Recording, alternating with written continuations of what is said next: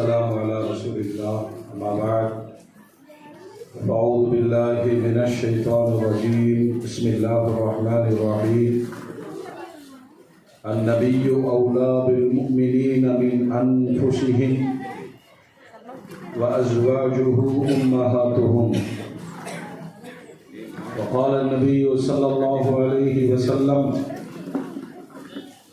أدبوا أولادكم على 3 خصال حب نبيكم وحب أهل بيته وقراءة القرآن صدق الله العظيم وصدق رسوله النبي الكريم اللهم صل على سيدنا محمد وعلى آل سيدنا محمد وبارك وسلم وكرم عليه. அளவில் அருளும் நிகரில் அன்பும் கண்ட இல்லாமல்ல அல்லாஹ்வின் திருநாமம் போற்றி ஆரம்பம் செய்கின்றேன். சாந்தியும் சமாதானமும் ஈருலக சர்தார் அகிலத்தின் அருட்கொடை பிரபஞ்சத்தின் பேரொளி நம் உயிரினும் மேலாகிய கண்மணி நாயகம் ஹஜ்ரத் முஹம்மது ரசூலுல்லாஹ் ஸல்லல்லாஹு அலைஹி வஸல்லம் அன்னவர்களின் மீதும் அன்னாரின் அடிச்சுவற்றை பின்பற்றி வாழ்ந்து வழிகாட்டிய உத்தம சத்திய சஹாபாக்கள், தாபிஈன்கள், தபஅத் தாபிஈன்கள், அவுலியாக்கள், நாதாக்கள், ஷஹதாக்கள், குறிப்பாக பரக்கத்து நிறைந்த இந்த மீலாது பெருவிழாவில் சங்கமித்திருக்கிற நாம், நம் மக்கள், உலக மூமின்கள் அனைவர் மீதும் அல்லாஹ்வின் பேரருள் என்றென்றும் நின்று நிலவட்டுமாக. ஆமீன். அல்ஹம்துலில்லாஹ். கண்ணியத்திற்கும் மரியாதைக்கும் உரிய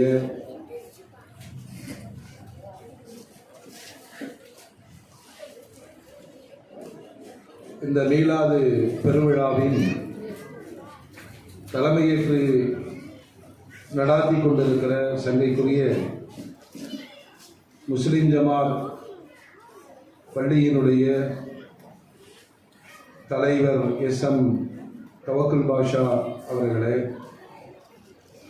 முன்னிலை வகிக்கக்கூடிய உலமா பெருமக்களே, ஜமாத்தினுடைய நிர்வாகிகளே, ட்ரஸ்டிகளே, மீலாது விழா கமிட்டி உறுப்பினர்கள் மற்றும் ஹாஜிமார்களே, ராத் ஓதி சிறப்பித்த ஆசாத் அலி மிஸ்பாஹி ஹஜ்ரத் அவர்களே, மன்போல ஹிதாயா மாணவர் மதரசா மாணவ கண்மணிகளே, வரவேற்புரையாற்றிய அன்வர் அலி சாஹிப் அவர்களே, துவக்க உரை ஆற்றி சென்றிருக்கிற பரக்கத் அலி ஃபைசி அவர்களே, நன்றியுரை ஆற்ற இருக்கிற அப்துல் வாசித் சாஹிப் அவர்களே, துவா செய்ய இருக்கிற முகமது ஆலி புலவி ஹஜ்ரத் பெருந்தகை அவர்களே, பரக்கத்து நிறைந்த இந்த மஜ்லிஸிற்கு வருகை தந்திருக்கிற ஆண்டவர்களே, சான்றவர்களே, அருமைக்குரிய தாய்மார்களே, மதரசாவுடைய மாணவ கண்மணிகளே,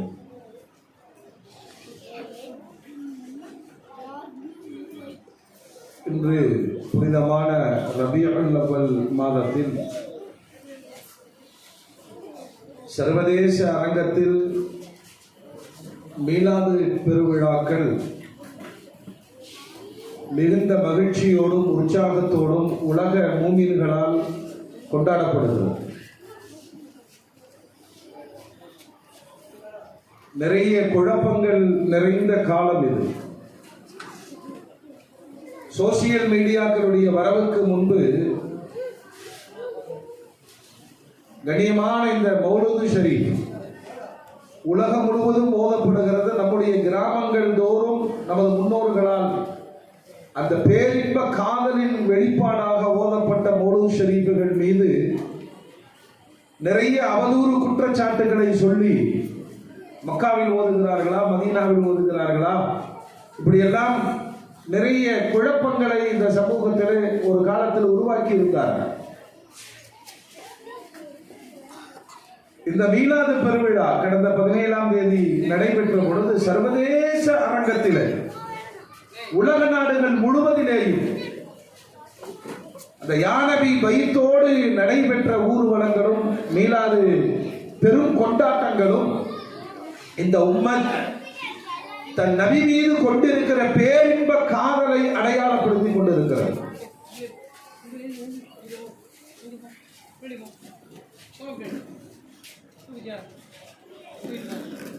இஸ்லாமிய மார்க்கத்தில் நபிகள் நாயகத்தை புரிவதும்,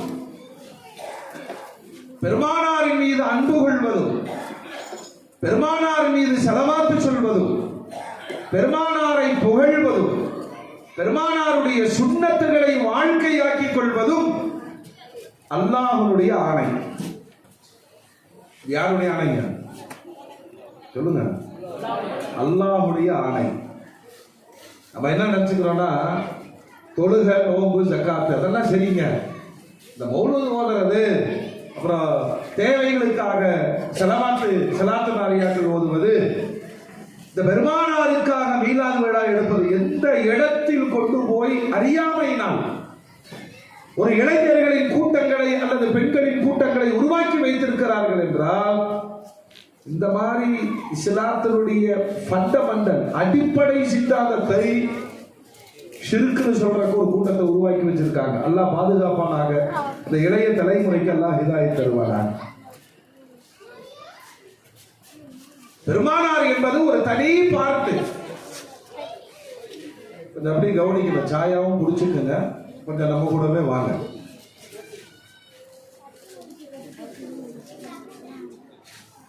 ஒருவர் முஸ்லிமாக மூமினாக ஆக வேண்டும் என்று சொன்னால் என்ன செய்யணும்? சொல்லுங்க, என்ன செய்யணும்? லா இலாஹ இல்லல்லாஹ். ஆமா, வெறும் லா இலாஹ இல்லல்லாஹ் சொன்னாலும் மூமினாக முடியாது. வெறும் முஹம்மது ரசூலுல்லாஹ் சொன்னாலும், இந்த இரண்டும் லா இலாஹ இல்லல்லாஹ் முஹம்மது ரசூலுல்லாஹ், இந்த இரண்டும் இணைந்த ஒரு கலிமாதான் ஒட்டுமொத்த உலகத்தில், சர்வதேச உலகத்தில் வாழுகிற 300 கோடி மூமின்களுடைய அடிப்படை சித்தாந்தம் லா இலாஹ இல்லல்லாஹ். சொல்லுங்க, அது இல்லாமல் இது இல்லை, இது இல்லாமல் நம்ம தெளிவாக நம்ம ஈமான் கொண்டிருக்கோம். சின்ன வயசுல பாடம் நமக்கு என்ன தெரியுமா? வணக்கத்திற்குரியவன் அல்லாஹ்வை தவிர யாரும் இல்லை, பின்பற்ற தகுந்த தலைவர் முஹம்மது ரசூலுல்லாஹ். ரொம்ப தெளிவா ஈமான் கொண்டிருக்கோம். அவர் அல்லாஹ்வுடைய அடியாராகவும் திருத்தூதராகவும் இருக்கிறார்கள். சர்வதேச அரங்கத்தில் யாரும் அல்லாஹ்வை மறுப்பதோ முஹம்மதை அல்லாஹ் என்று சொல்வதோ இந்த உலகத்தில் யாருமே கிடையாது. ரொம்ப தெளிவா நமக்கு கலிமா சொல்லி கொடுக்குது. வணக்கத்திற்குரியவன் யாரு? அல்லாஹ். பின்பற்றுவதற்கு தகுதியான தலைவர் முடிஞ்சில. சொல்லுங்க, முடிஞ்சில. இப்ப பெருமானாரை வரம்பு மீறி புகழ்ந்து விடாதீர்கள். ஒருத்தர் புகழணும்னு சொன்னா, இப்ப நம்ம அந்த அரசியல்வாதிகள் இருக்காங்களா இல்லையா, நைட்டு அவனே வால் போஸ்ட் ஓட்டிட்டு காலையில் பார்த்தியா ஊரெல்லாம் என்பதில் வால் போஸ்ட் ஓட்டிட்டு இருப்பாங்க. தனக்கான புகழை தானே தேடிக்கொள்ள முடியுமா? 200 கோடி மக்களால் புகழப்படுகிற ஒரு மகத்தான மாமனிதர் பெருமானார். ஏன் புகழணும்? இந்த புகழ்ச்சியை யார் தந்தது? இந்த புகழிற்கான காரணம் தான் என்ன? உச்சபட்சமா எங்க புகழ்றது? வரமுறைகள்லாம் கிடையாது. யாருக்கு? பெருமானாருக்கு வரைமுறைகள் கிடையாது. ஏன்னா அல்லாஹ் சொல்லிட்டா, வரஃபஅனா லக திக்ரக், நிறைய உங்களுடைய பேச்சை, புகழை, அந்தஸ்தை நான் உயர்த்தி விட்டேன் என்று அல்லாஹ் சொல்லுகிறார். பெருமானாருடைய புகழ் பாடுவதை தொடங்கி வைத்தவன் அல்லாஹ். நாம ஆரம்பிச்சாதானுங்க கஷ்டம். எத்தனை நாளைக்கு அண்ணன் அவர்கள் நம்முடைய பகுதிக்காக உழைத்தார்கள், சமுதாயத்திற்காக உழைத்தார்கள். ரொம்ப காலம் வண்டி ஓடாது. வாழ்ந்த காலத்திலும் இந்த 1400 ஆண்டு காலமும் உலகத்தில் அதிகமாக, நான் சவால் விட்டு சொல்றேன், கூகுள்ல சர்ச் பண்ணுங்க, ஒவ்வொரு 24 மணி நேரத்திற்குள்ளும் அதிகமாக தேடப்பட்ட நபர் யாருன்னு கேட்டா, உலக சமுதாய மக்கள், இஸ்லாமியர்களாகட்டும், யூதர்களாகட்டும், கிறிஸ்தவர்களாகட்டும், சீக்கியர்களாகட்டும், பௌத்தர்களாகட்டும், ஜப்பானியர்களாகட்டும், அமெரிக்கர்களாகட்டும், விஞ்ஞானிகளாகட்டும், மருத்துவர்களாகட்டும், அரசியல்வாதிகளாகட்டும், உலகத்தில் அதிகம் தேடப்படும் பெயர் முஹம்மத். சொல்லுங்க, ஸல்லல்லாஹு அலைஹி வஸல்லம். நான் என்ன சொல்றது நிஜமா இல்ல கொஞ்சம் அதிகமா சொல்றேன்? என்னதானே? நம்ம பேரெல்லாம் நமக்கே தெரியாது. ஒவ்வொரு முறையும் கேட்பாங்க உங்க பேர் என்னங்க. உலகத்தில் அதிகமாக பேசப்படுகிற பெயர் முஹம்மத். உலகத்தில் அதிகமாக சூட்டப்படும் பெயர் அத்தாட்ட கேட்கணும், அம்மாட்ட கேட்கணும், நன்னாட்ட கேட்கணும், ராதாட்ட கேட்கணும். அதுக்கு முன்னாடி அந்த தாய் அப்படி முடிவு பண்ணி ஒரு வாங்க இக்காமத்தை சொல்லி குழந்தைக்கு முஹம்மது என்ற பெயர் சூட்டி விடுகிறார்கள். அப்புறம் தான் குடும்ப ஆலோசனை பண்ணி இவனுக்கு என்ன பேர் வைக்கலாம். யாராவது அது எப்படி என்று கேட்காம நீ முஹம்மது வைக்கலாம். எனக்கு அதில் உடன்பாடு இல்லை. எனக்கு முன்னர் ஹஜ்ரத் பெருந்தகை சொன்னாங்க, யார் முஹம்மது என்ற திருநாமம் சூட்டுகிறார்களோ, இமாம் கஸாலி ரஹ்மத்துல்லாஹி அலைஹி சொல்வார், அல்லாஹ் அவரை நரகத்திற்கு அனுப்ப வெட்கப்படுகிறார். அல்லாஹ் அக்பர். ஏன்னா அவன் காதலிக்கிற அற்புதமான ஒரு மாமனிதர் யாரு? பெருமானார். பெருமானாருடைய புகழை, நேசத்தை அல்லாஹ் எங்கே உயர்த்தி விட்டான்? அல்லாஹ் தான் உயர்த்தி இருக்கான், நாம இல்ல. நாம் அந்த பெயரை சொல்வதினால் அவ்வப்போது புனிதம் அடைந்து கொண்டே இருக்கிறோம். பெருமானாரை சொல்வதினால் ஈமான் பலமடைகிறது. பெருமானாரை உச்சரிப்பதினால் கல்பு குளிர்கிறது. பெருமானாரை பேசுவதினால் வாழ்வில் பரக்கத்து கிடைக்கிறது. பெருமானார் இல்லாத இம்மை மறுமையினுடைய வாழ்வை நம்மால் கற்பனை செய்யவே இயலாது. எங்க அல்லாஹ் உயர்த்தி வச்சிருக்கான்னு சொல்லுங்க. லா இலாஹ இல்லல்லாஹ். சத்தமா சொல்லுங்க. எத்தனை கோடி பேர் இருக்கிறாங்க. யாராவது ஒருத்தர் இந்த லா இலாஹ இல்லல்லாஹ்வுக்கு பின்னாடி அவரோட பெயரை சேர்த்திட்டாருன்னா அது என்ன ஆயிடும்? என்ன ஆயிடும்? ஷிர்க் ஆயிடும். இல்லையா? அவன் யார் தெரியுமா? கொல்லப்பட வேண்டிய குற்றவாளி. எனக்கு பிறகு நபி கிடையாது. யாராவது ஒருவன் நபி என்று சொல்லிக் கொண்டு வந்தால் அவனை கொல்லணும்னு பெருமானார் சொன்னார். உலகத்துல ஆராய்ச்சியாளர்கள் இன்றும் இருந்துட்டா இருக்கிறாங்க. நம்மை சுற்றிலும் நிறைய கொள்கை கோட்பாடுகள், முரண்பாடுகள், வழிபாட்டு முறைகள் சர்வதேச அளவில் நிறைய இருக்கு. ஆனால் பெருமானார் குறித்து உலகமே கண்ணியமாக வாய் திறக்குது. ஏன்னா அவர் கற்பனை காவியம் அல்ல, அவர் புராண கதைகளும் அல்ல, அவர் ஒரு நிஜம். கிபி 570 பிறந்து 63 ஆண்டுகள் வாழ்ந்து உலகத்திற்கு வழிகாட்டி போனார். அந்த வழிகாட்டுதல் என்பது 100 அல்ல 1000 விழுக்காடு உலகத்தை ஆக்கிரமித்தது. சும்மா ஒருத்தர் போட முடியுமா? இப்ப நான் சொல்றேன், நீங்க டெஸ்ட் பண்ணி பாருங்க. இப்படி உட்கார்ந்து இருக்கிறோமா இல்லையா? இது தொப்பி யாருடையது? பெரியவங்களை கொஞ்சம் தப்பா நினைச்சுக்காம என் கூட சொன்னீங்கன்னா நல்லா இருக்கும். தொப்பி யாருடையது? சும்மா சொல்லுங்க. பெருமானார். யாரு? பெருமானார். இந்த நாடு யாருடையது? இந்த நறுமணம், இந்த வெள்ளை உடுப்பு, இந்த ஹிஜாப், மொத்த வாழ்க்கை நீங்க அலசி பாருங்களேன். யார் சொன்னாலும் கேட்க மாட்டோம். சொன்னது பெருமானார். உலகத்தில் அதிகமாக வெள்ளாடை பயன்படுத்துவது ஈமானிய சமுதாயம். அதிகமாக நறுமணை பொருட்களை பயன்படுத்துவது ஈமானிய சமுதாயம். அல்லாஹ்வுடைய ரசூல் சொல்லிக் கொடுத்தாங்க. நறுமணத்திற்கு பூசுகிற அத்தரை கூட என்னுடைய சுன்னத் என்று பூசினால் அது துனியாவிலும் மணக்கும், ஆகிரத்திலும் பெருமைக்காக பூசினால். இந்த இளைய தலைமுறை புரிஞ்சுக்கணும். செக்க விட்டுட்டு என்னது பெர்ஃபியூம் அதெல்லாம் அடிச்சுட்டு வர்றாங்கல்ல, அதை குறித்து அல்லாஹ்வுடைய ரசூல் சொல்லுவாங்க, யாராவது நறுமண பொருட்களை பெருமைக்காக பூசினால் அது துனியாவில் மணக்கும், மறுமையில் நாரும் என்று சொன்னார்கள். சும்மா நாரும் சொல்லல, அன்தனும் இன்ஜீஃபா, செத்த பிணத்தை விட நாரும் என்று பெருமானார் சொன்னார்கள். நம்ம சமூகத்தினுடைய கட்டமைப்பை நினைச்சு பாருங்களேன். இந்த பெருமானார் என்ற ஒற்றை தலைமை உருவாக்கி தந்ததுதான். தொழுகிறோம். யாருக்கு தொழுகிறோம் சொல்லுங்க? யாருக்கு தொழுகிறோம்? அல்லாஹ்வுக்காக தொழுகிறோம். அந்த தொழுகையினுடைய முறைகள் சொல்லுங்க.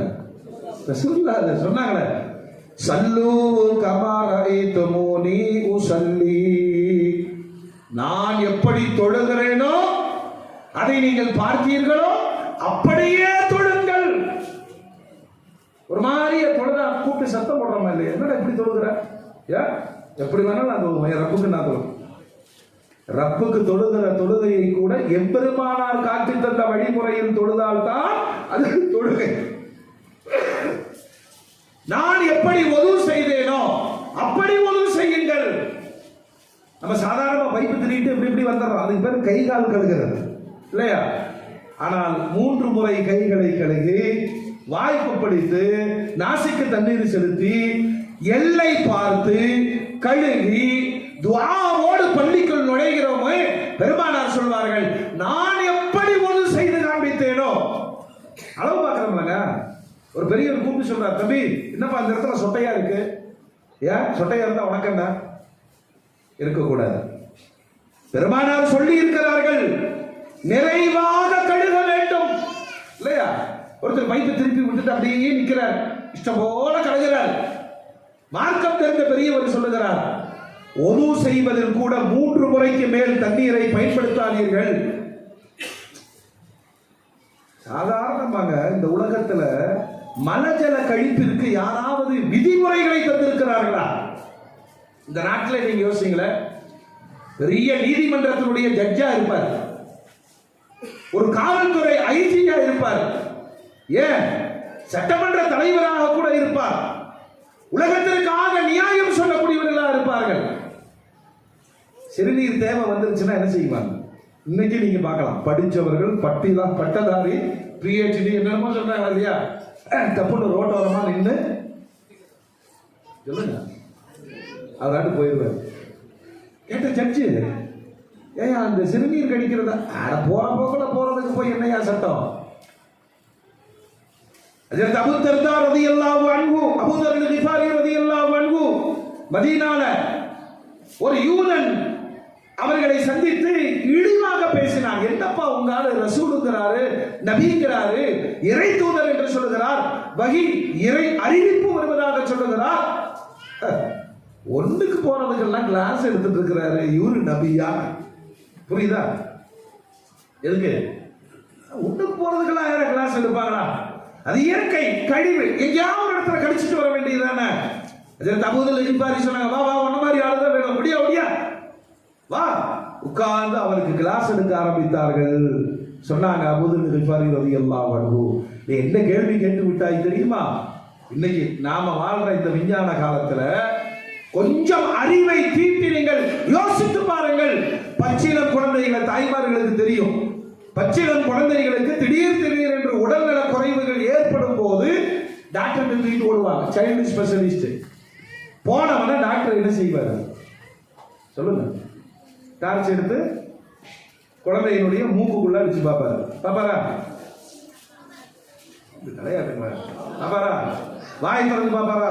அப்புறம் சொல்லுங்க நீங்களே, கண்ணு பாப்பாரா? அப்புறம் உயிர் உறுப்பை டார்ச் அடிச்சு பாப்பார். ஏன்? குழந்தைகளுக்கு அதிகபட்சமான நோய் தொற்று வருவதற்கான பெரும் காரணி மலஜல கழிவுகளால் ஏற்படக்கூடிய தொற்று. அது இப்ப இருக்கிற தாய்மார்களா அது என்ன போட்டு விட்டுக்கிறாங்களே, என்னங்க பேம்பர்ஸ், அதை மாட்டி விட்டா ஒரு வாரமும் கழட்டுறது இல்லை. அந்த அம்மாவுக்கு சீரியல் பார்க்கறதுக்கு கஷ்டம், நாடகம் பார்க்கறதுக்கு இடைஞ்சல்.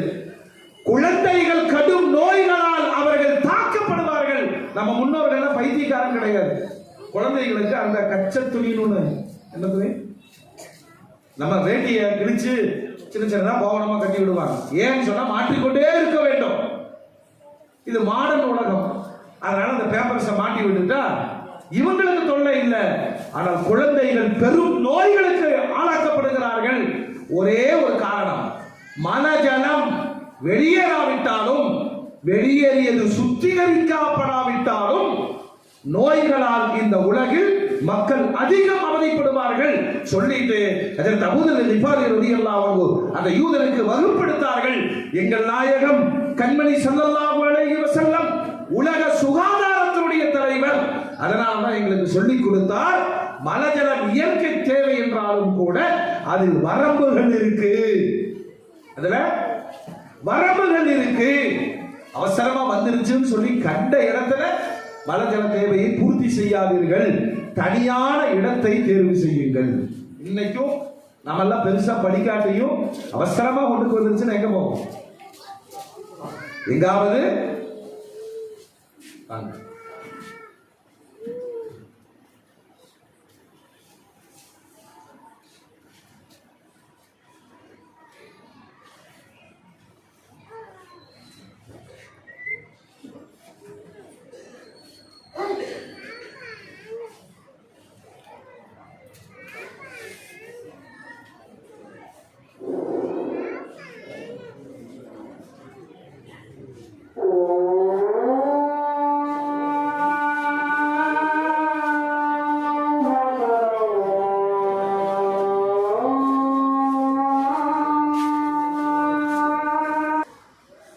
அல்ஹம்துலில்லாஹ்.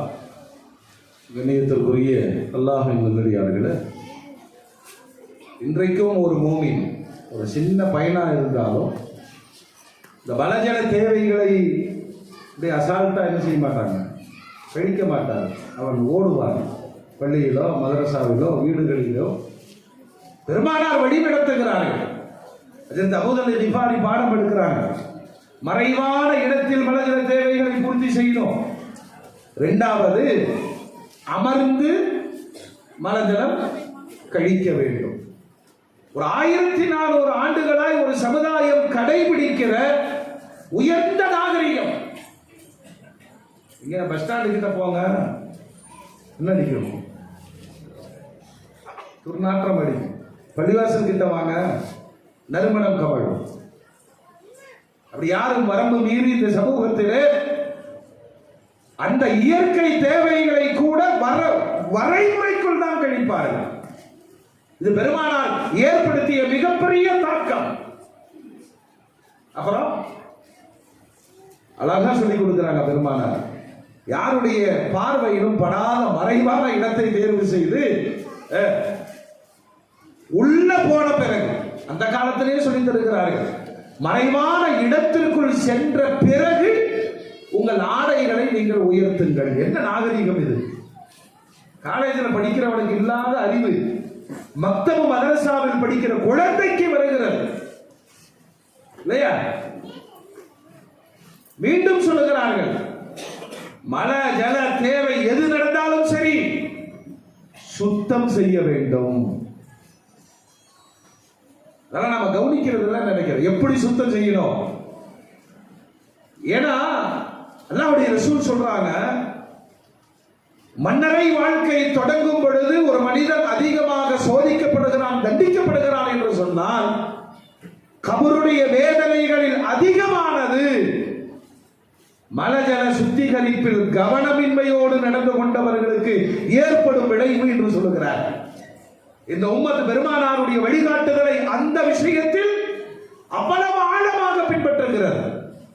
ஒரு பள்ளிவாசல் சிறந்த பள்ளிவாசல் சொல்லணும்னா அளவுகோல் என்ன தெரியுமா? அந்த பள்ளியினுடைய கழிப்பிடம் சுகாதாரமா இருக்கணும். நம்ம பள்ளியெல்லாம் கார்பெட் விரிச்சு, இன்னைக்கு நகர்ப்புறங்கள்ல சொல்றேன், ஏசி எல்லாம் போட்டு வச்சிருப்பாங்க. அங்க உள்ள நுழைஞ்சா அசூசையாக இருக்கும். பெருவாரியான பள்ளிவாசல்கள் பார்த்தீங்கன்னா அந்த தூய்மை பணியை சரியாக நிர்வாகம் செய்வார். ஏன்னா அங்கு சுத்தமானால்தான் இந்த தொழுகை சரியாகும் இல்லையா? பெருமானார் ஸல்லல்லாஹு அலைஹி வஸல்லம் சொல்லுகிறார்கள், மலஞ்சலம் உட்கார்ந்துட்டோம், உடனே எழுந்து வந்து விடாதீர்கள், நல்லா சிறுநீர் துளிகளை வெளியேற்றுங்க. அதுக்கு யுக்தியும் சொல்லுகிறார்கள். ஓரளவுக்கு சிறுநீர் கழிச்சிட்டோம் அப்படின்னா இந்த தொடை பகுதியை வயிற்றோடு அப்படி கொஞ்சம் ஒட்டி எடுத்த என்ன ஆகும்? அந்த சிறுநீர் பை அழுந்தும் துளிகள் வெளியேறும். கரையுங்கள், அதிர்வுகளால் வெளியேறும். எழுந்து ஒரு முறை அமருங்கள். எவ்வளவு ஒரு மருத்துவரை விட, ஏன்னா இந்த சிறுநீர் துளிகளின் தேக்கம் உள்ளாடைகளில் படிந்தாலோ உடம்பில் படிந்தாலோ தொழுகை கூடாது என்பது மட்டுமல்ல, உங்களுக்கு ஆரோக்கிய குறைவு ஏற்படும். நீங்க உலகம் முழுவதும் எந்த டாக்டர் போனாலும் சரி, அவன் கேட்கிற முதல் கேள்வி தான், கரெக்டா போகுதான்னு கேட்கிறான். கேட்கிறானா?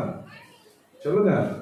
நீங்க வயிற்று வலின்னு போனாலும் சரி, கண்ணு வலின்னு போனாலும் சரி, சுகர்னு போனாலும் சரி, கேட்கிற கேள்வி கரெக்டா போயிருந்தான். இதோடு மருத்துவ உலகம் முடித்துக் கொள்கிறது. பெருமானார் முடிக்கல. அந்த போகிற கழிவுகளை நன்கு சுத்திகரியுங்கள். பழைய காலத்துல இப்ப எல்லாம் மறந்துட்டோம். பள்ளிவாசல் தோறும் டேலா கட்டி இருக்கும். பெரியவங்களை பார்த்துருக்கீங்களா? இப்போ இப்ப செஞ்சு வச்சீங்கன்னு சொன்னா வடை நினைச்சு எடுத்து வாயில வச்சிருவோம். ஆனா இப்போ டிஷ்யூ பேப்பர் வைங்கன்னு நான் சொல்லுவேன். பெருவாரியான மக்களுக்கு உள்ள வசுவாசம் என்னன்னா, ஒண்ணு போயிட்டு வந்தவன தக்பீர் கட்டி நிற்கும் போது ஏதோ பட்டமா இருக்கு, அது எல்லாருக்கும் வரும் வசுவாசம். டிஷ்யூ வச்சுக்கிட்டோம்னா அங்கேயே, அதாவது நன்கு சுத்திகரிப்பு அப்படிங்கிறது மனசு சொல்லும், நல்லா சுத்தமாயிருச்சு. அதற்கு பிறகு குறை இல்லாத உதவு செய்யுங்கள், அல்லாஹ்விடத்தில் போய் நில்லுங்கள். அது தகுதலுக்கு இவ்வாறு விடல. உலக சுகாதாரத்தை கற்றுத்தந்த பெருமானார் சொல்லுகிறார்கள், மலஜலம் தேவை, ஓடும் தண்ணீரில் கழிக்காதீர்கள். எத்தனை பேருக்கு உபத்திரமாகும்? தேங்கி நிற்கும் நீர் நிலைகளில் மலஜலம் கழிக்காதீர்கள். பல உயிர்களுக்கு அது கேடு விளைவிக்கும். நிழல் தரும் மரங்களுக்கு கீழ் கழிக்காதீர்கள், பலருக்கு அது உபத்திரத்தை ஏற்படுத்தும். கனி தரும் மரங்களுக்கு கீழ் கழிக்காதீர்கள், பழங்கள் மலத்தில் விடலாம், பயிரற்று போய்விடும். என்னங்க, ஒரு காலேஜில் எடுக்க வேண்டிய, நம்ம நாட்டில் ஜோதிடத்திற்கு காலேஜில் லெக்சர் எடுக்கிறான், மூட நம்பிக்கைகளுக்கு கல்லூரியே வச்சிருக்கிறான், அதுக்கு ஆராய்ச்சிகளும் வச்சிருக்கிறான். உலகமே ஆராய்ச்சி செய்கிறது. பெருமானார் சொல்லி தந்த துப்புரவு முறைகளுக்காக ஆய்வு செய்த ஒருவர் இஸ்லாத்தை ஏற்றுக்கொள்கிறார். அது மட்டுமல்ல, ஒரு மலஜலத்திற்கு பின்னால் இவ்வளவு விஷயங்களை, ஒரே ஒரு காரணம் தான், இந்த உலகத்தின் மாந்தர்கள் நோய்களின் பிடிகளில் மாட்டிவிடக் கூடாது என்றால் கழிவுகள் சரியாக சுத்திகரிக்கப்பட வேண்டும். நீங்க சிலபஸ்ல பார்த்துருக்கீங்களா? ஸ்கூல்ல சிபிஎஸ்இல சொல்லுங்க, இன்டர்நேஷனல் எஜுகேஷன் பெருமானார் எடுத்திருக்கிறார்களே. நாங்கள் பெருமானாரை உச்சபட்சமாய் போற்றுகிறோம் என்றால் இது யாரு சொன்னாலும் கேட்க மாட்டான். நீங்களே ஒரு சின்ன பையனை, டேய் போடா ஒழுங்குமா கடிக்கிட்டு வேடா, ஆமா இந்த பயங்கரமா கடிக்கிட்டார், என்ன வந்து அடிக்கிறான், கேட்கவே மாட்டானே. ஆனால் அவனிடத்தில் சொல்லுங்கள், பெருமானார் இப்படி சுத்திகரிக்க சொன்னார்கள், சின்ன பையனும் கேட்பான். பெருமானாரை காட்டி காட்டித்தான் 1400 ஆண்டுகளாய் பயணித்திருக்கிறோம். எப்படி பெருமானாருடைய நேசம் இந்த உம்மத்திற்கு வராமல் இருக்கும்? அதனால புரிந்து கொள்ளுங்கள், பெருமானாரை நேசிப்பதனுடைய உச்ச வரம்பு என்ன தெரியுமா? லா இலாஹ இல்லல்லாஹ். அவன் கொண்டு போய் அங்க வச்சுட்டான். என்னுடைய வணக்கம், எனது ஹபீபினுடைய பின்பற்றுதல், அந்த இடத்துக்கு நபிமார்கள் கூட வர முடியாது. அது மலேசியா வர முடியுமா? பெருமானார் சொல்வாங்க, அன சய்யிது உல்தி ஆதம யௌமல் கியாமா வலா ஃபக்ர். உங்களுடைய முதல் தந்தை, முதல் மனிதர் ஆதிபிதா ஆதம் அலைஹிஸ்ஸலாத்திற்கும் கூட மறுமை நாளில் நானே தலைவர். நான் பெருமைக்கு சொல்லல, யதார்த்தத்தை சொன்னேன் என்று பெருமானார் சொல்லுவார். குர்ஆனில் அல்லாஹ் அவங்களுடைய ஸ்டேட்டஸை சொல்றான். நபியை பற்றி நீங்கள் புரிந்து கொள்ள வேண்டுமானால் இதுதான் அளவுகோல். நம்ம வாழ்க்கை யாருடையது நினைச்சீங்கன்னா, என்னுடைய பிறப்பிற்கு முன்பும், என்னுடைய கருவறை காலமும், என்னுடைய துனியாவுடைய வாழ்வும், என்னுடைய மரணமும், என்னுடைய மன்னரையும், என்னுடைய மறுமையும் பெருமானார் இல்லாத சோபனம் கிடையாது. அப்படி அல்லாஹ் வச்சிருக்கிறான். பெருமானார் காட்டி விட்டு போனார்கள். யாரு சொன்னாலும் ஏத்துக்க மாட்டோம். ஏத்துக்கோமா? சொல்லுங்க, ஏத்துக்கோமா? ரசூலை காட்டி சொன்னால் ஏற்றுக்கொள்வோம். எவ்வளவு முரட்டு மனிதனா இருக்கட்டும். ஏங்க கோவப்படாதீங்க. கோவப்பட்டா என்ன? ரசூலுல்லாஹ் கோவப்பட வேண்டாம்னு சொல்லி இருக்கிறாங்க. இந்த வார்த்தை அவனை சாந்தப்படுத்துமே. கோபக்காரனுக்கு பிபியை குறைப்பதற்கான பெரும் மாத்திரை கண்மணி நாயகம் முத்து முஹம்மது ரசூலுல்லாஹ். எப்படி பெருமானாரை தவிர்க்க முடியும்? அல்லாஹ் குர்ஆன்ல சொல்றான், அன்னபியு அவுலா பில் முஃமினீன மின் அன்ஃபுஸிஹிம். மக்களே, இந்த நபி உங்களுடைய உயிரை விட மேலானவர். இதுதான் அல்லாஹ்வுடைய ஸ்டேட்மெண்ட். நபி சொல்லுங்க, எப்படி உயிரை விட மேலானவர்னா எப்படி அதை நம்ம எடுத்துக்கொள்றது, எப்படி எடுத்துக்கிறது? இந்த உயிருங்கிற ஒரு பிரச்சனை இருக்கு இல்லையா? கலவர காலங்களில் நீங்கள் பாருங்கள், தன்னுடைய உயிரை காப்பாற்றிக் கொள்ள மனைவி, மக்கள், உறவுகள், நண்பர்கள் எல்லாத்தையும் விட்டு ஓடிடுவான். கரெக்டா? கண்ணுக்கு முன்னாடி பார்க்கிறோம், நான் தப்பிச்சேன். கேரளத்திலே வயநாட்டு பகுதியிலே ஏற்பட்ட பெரும் நிலச்சரிவு. ஒரே ஒரு மகன், குடும்பமே சேர்ந்து வெளிநாட்டுக்கு பிளைட் ஏற்றி விட்டான். அவன் பறக்கிற அடுத்த ராத்திரியில் இந்த குடும்பமே அழிந்து போனது. அந்த மனம் எவ்வளவு பாதிப்படைந்திருக்கும் இல்லையா? இப்ப ஆனாலும் சொல்றாங்க, அந்த உயிர், ஒரு உயிர் தப்பிச்சுச்சு. இன்னொரு முறை சொல்லுகிறார்கள், தன் உயிரை பணயம் வைத்து மக்களை காப்பாற்றினார். நபி உங்களுடைய உயிரை விட சிறந்தவங்க அப்படின்னா எல்லோருக்கும் பெருசு உயிர் தான், எல்லாருக்கும் பெருசு. ஆனால் அருமைக்குரிய சஹாபாக்கள் இந்த வசனத்தினுடைய மிஸ்டா இதனை நடைமுறைப்படுத்தும் விதமாக போர்க்களங்களில் பெருமானாரை சுற்றிலும் நின்று வருகிற தாக்குதல்களை தாங்கள் ஏற்றுக்கொண்டு தங்கள் உயிரை நீத்து நபிதான் எங்கள் உயிரையும் விட மேலானவர்கள் நிரூபித்தார்கள் அருமைக்குரிய சஹாபாக்கள். குர்ஆன் மறுமையில எல்லாம் சொல்றான், மறுமை நாள் வந்துச்சுன்னா நம்ம நிலை என்ன ஆகும் சொல்றான். யௌம யஃபிருல் மர்உ மின் அஹி வ உம்மிஹி வ அபி. அந்த நாள்ல எல்லா மனிதர்களும், மனைவியை விட்டும் கணவன், கணவனை விட்டும் மனைவி, பெற்றோர்களை விட்டும் பிள்ளைகள், பிள்ளைகளை விட்டும் பெற்றோர்கள், எல்லோரும் ஓடி விடுவார்கள். எல்லாருக்குமான ஒரே எண்ணம் என்ன? நப்சி நப்சி, நானு நானு, என் உயிர், என்னுடைய வாழ்க்கை, எனக்கு என்ன நடக்குமோ மறுமையில். இந்த நபி உங்களுடைய உயிரை விட மேலாக நீங்கள் நேசிக்க வேண்டும். அது சஹாபாக்கள்கிட்ட நிஜமாயிருந்தது. சும்மா சாதாரண நேசம் கிடையாது. உமர் ரலியல்லாஹு அன்ஹு சொல்றாங்க, யா ரசூலல்லாஹ், இந்த துனியால எல்லாவற்றையும் விட என்ன தவிர உங்களை எனக்கு ரொம்ப பிடிக்கும் என்று உமர் நாயகம் சொல்லுகிறார். அல்லாஹ்வுடைய ரசூல் சட்டுன்னு சொன்னாங்க, நீங்க மூமினே இல்லைன்றாங்க. நீங்க லா யுமினு அஹதுக்கும் ஹத்தா அகூன அஹப்ப இலைஹி மின் வாலிதி வ வலதிஹி வன் நாஸி அஜ்மஈன். ஒரு மனுஷனுக்கு அவருடைய உயிர், அவருடைய உடல், அவருடைய மனைவி, மக்கள், சொத்து, சுகம் எல்லாவற்றையும் விட என்னை பிடிக்க வேண்டும். அதான் ஈமான், அதான் ஈமான்.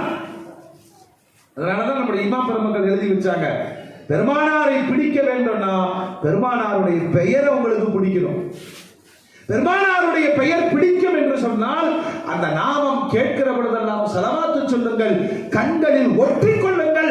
முஹப்பத்தின் அடையாளத்தை இமாம்கள் நமக்கு சொல்லிக் கொடுத்தார்கள்.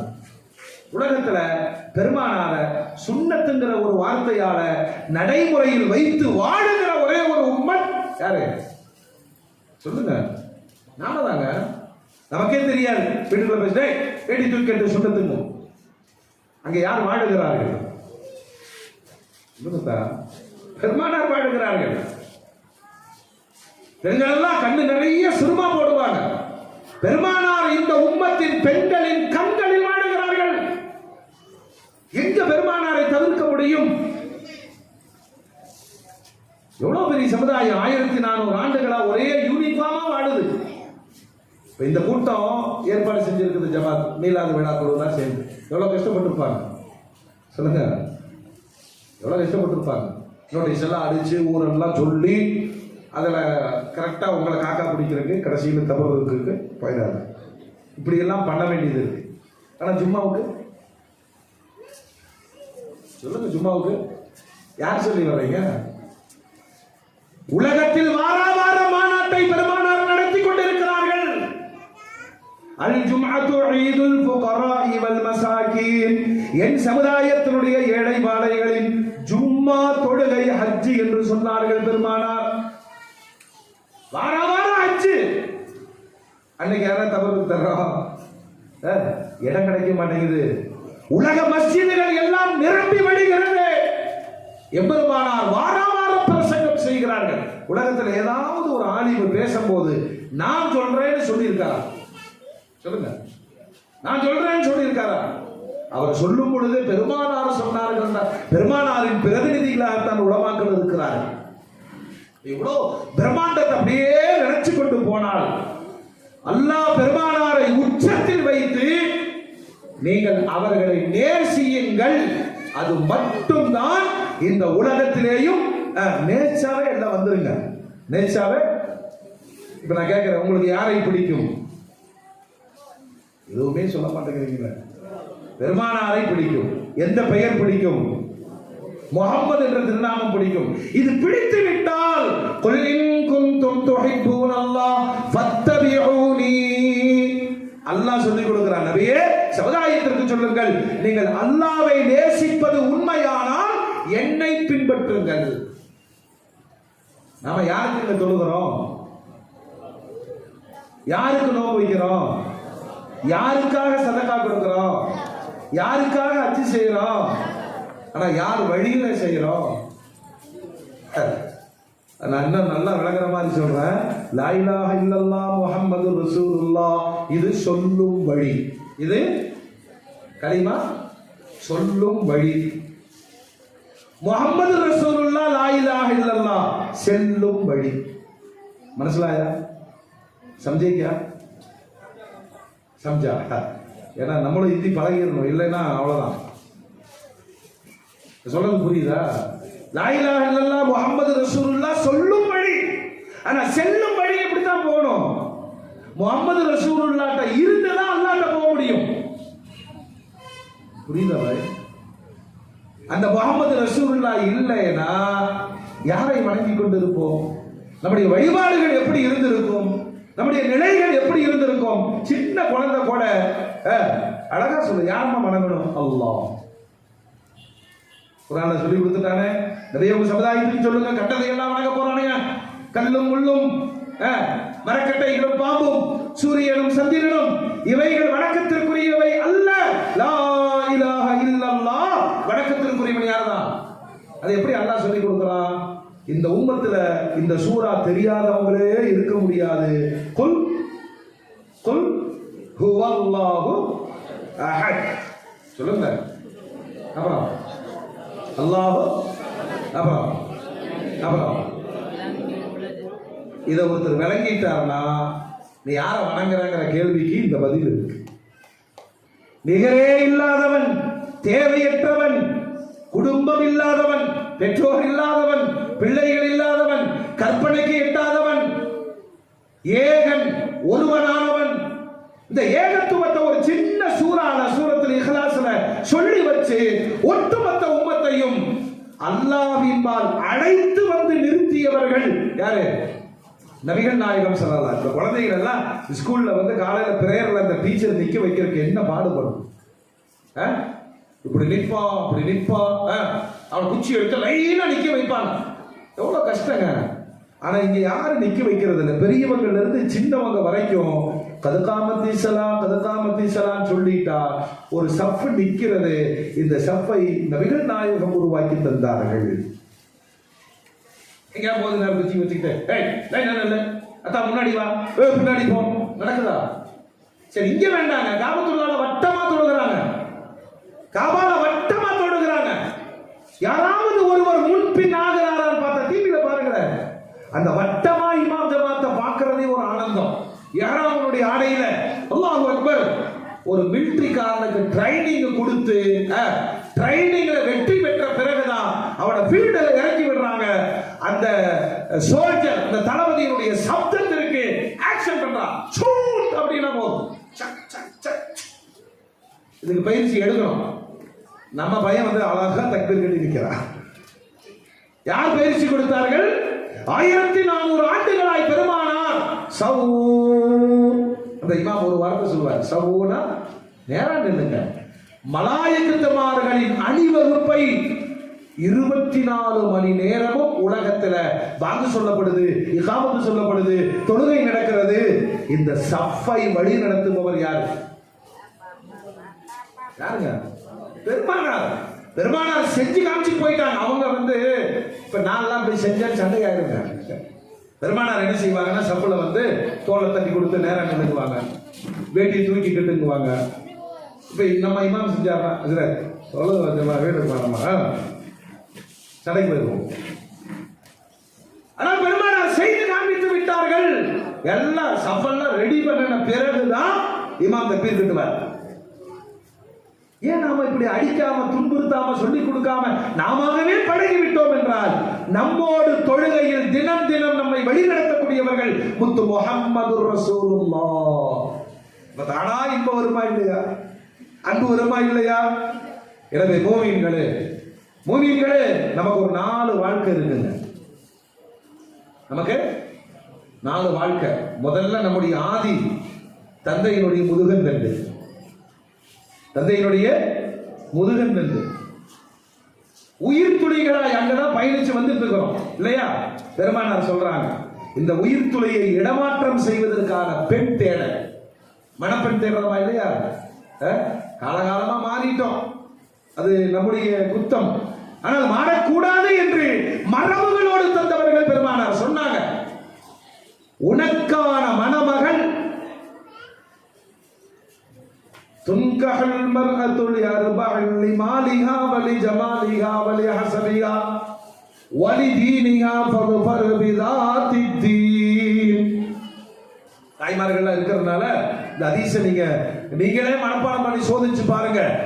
ஒரு பெண்ணை அவருடைய புற அழகுக்காக திருமணம் முடிக்கப்படும். சொல்றது யாருங்க? எம்பெருமான் காரணங்களை சொல்றாங்க.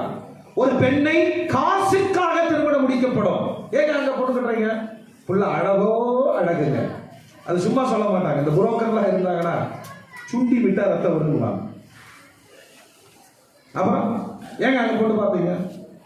நிறைய அசையும் சொத்து அசையா சொத்து ஏகப்பட்டது இருக்கு.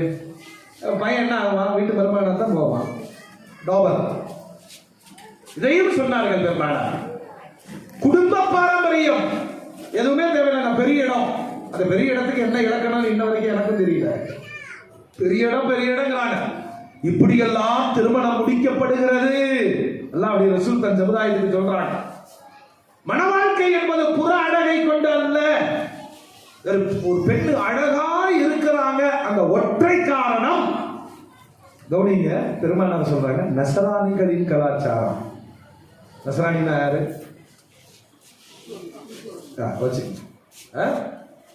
அழகு ஆபத்துனாங்க பெருமானார். அவன் எங்க தூங்குவான்? சவுதியில இருந்து போன் அடிச்சுட்டே இருப்பான், இருக்கிறியா சந்தேகம். இரண்டாவது சொன்னார்கள், பொண்ணு எப்படிங்கிறதுல பிரச்சனை இல்லை, காசு இருக்கா, சுகம் இருக்கா.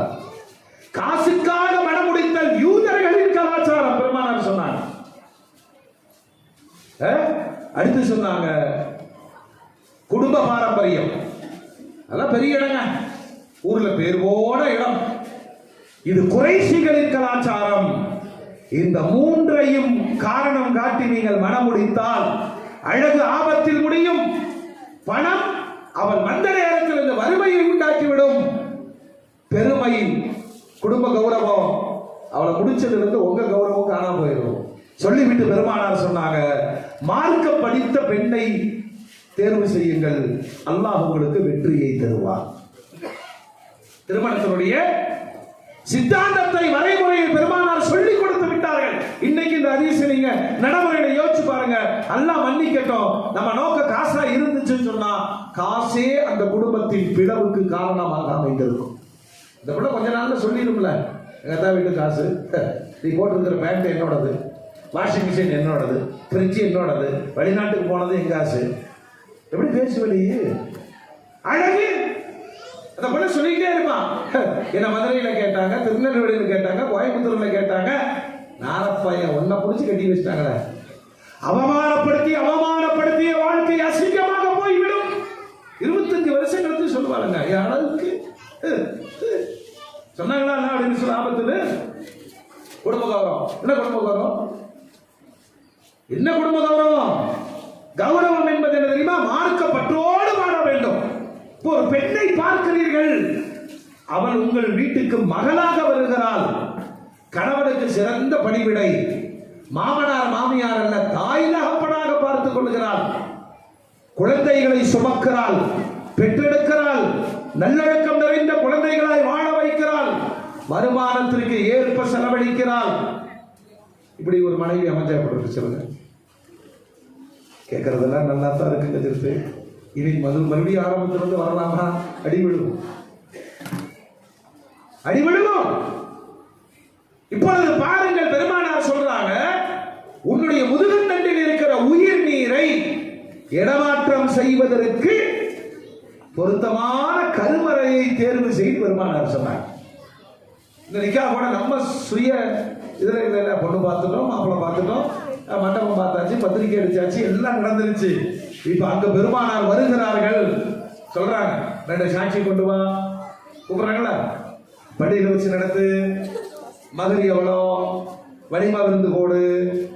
யார் தீர்மானிக்கிறார்? நீங்களே சொல்லுங்க, யார் தீர்மானிக்கிறார்? பெருமானார் தீர்மானிக்கிறார்கள். ஒரு திருமண மரபுகளை பெருமானார் தீர்மானிக்கிறார்கள். அந்த நிக்காகெல்லாம் பரக்கத்தா இருக்கு. நம்ம தாய் தாப்ப வறுமையில இருந்தாங்க, நிறைய பெற்றுக்கிட்டாங்க, ஆனா நோயே இல்லாம வாழ்ந்தாங்க இல்லையா? நல்ல சொத்து சுகத்தோடு பாரம்பரியத்தோடு இருந்தார்கள்.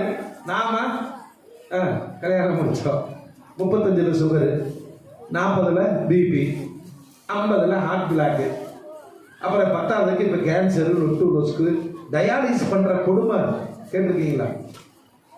பார்த்துருக்கீங்களா? அவன் வாழாம செத்து போகும். இவ்வளவு நோய்கள். என்னப்பா அப்படின்னா, கோடி கோடியா சம்பாதிச்சிருக்காரு, வீடே பல கோடிக்கு போகும். மனைவிக்கு இவரை பிடிக்க மாட்டேங்குது, இவருக்கு மனைவி பிடிக்க மாட்டேங்குது, 2 பேரும் சேர்ந்து பெற்றது ஒன்னே ஒண்ணு. அவன் சொர்க்கத்துக்கு போறதா நரகத்துக்கு போறதா கன்ஃபியூஸா இருக்கான்.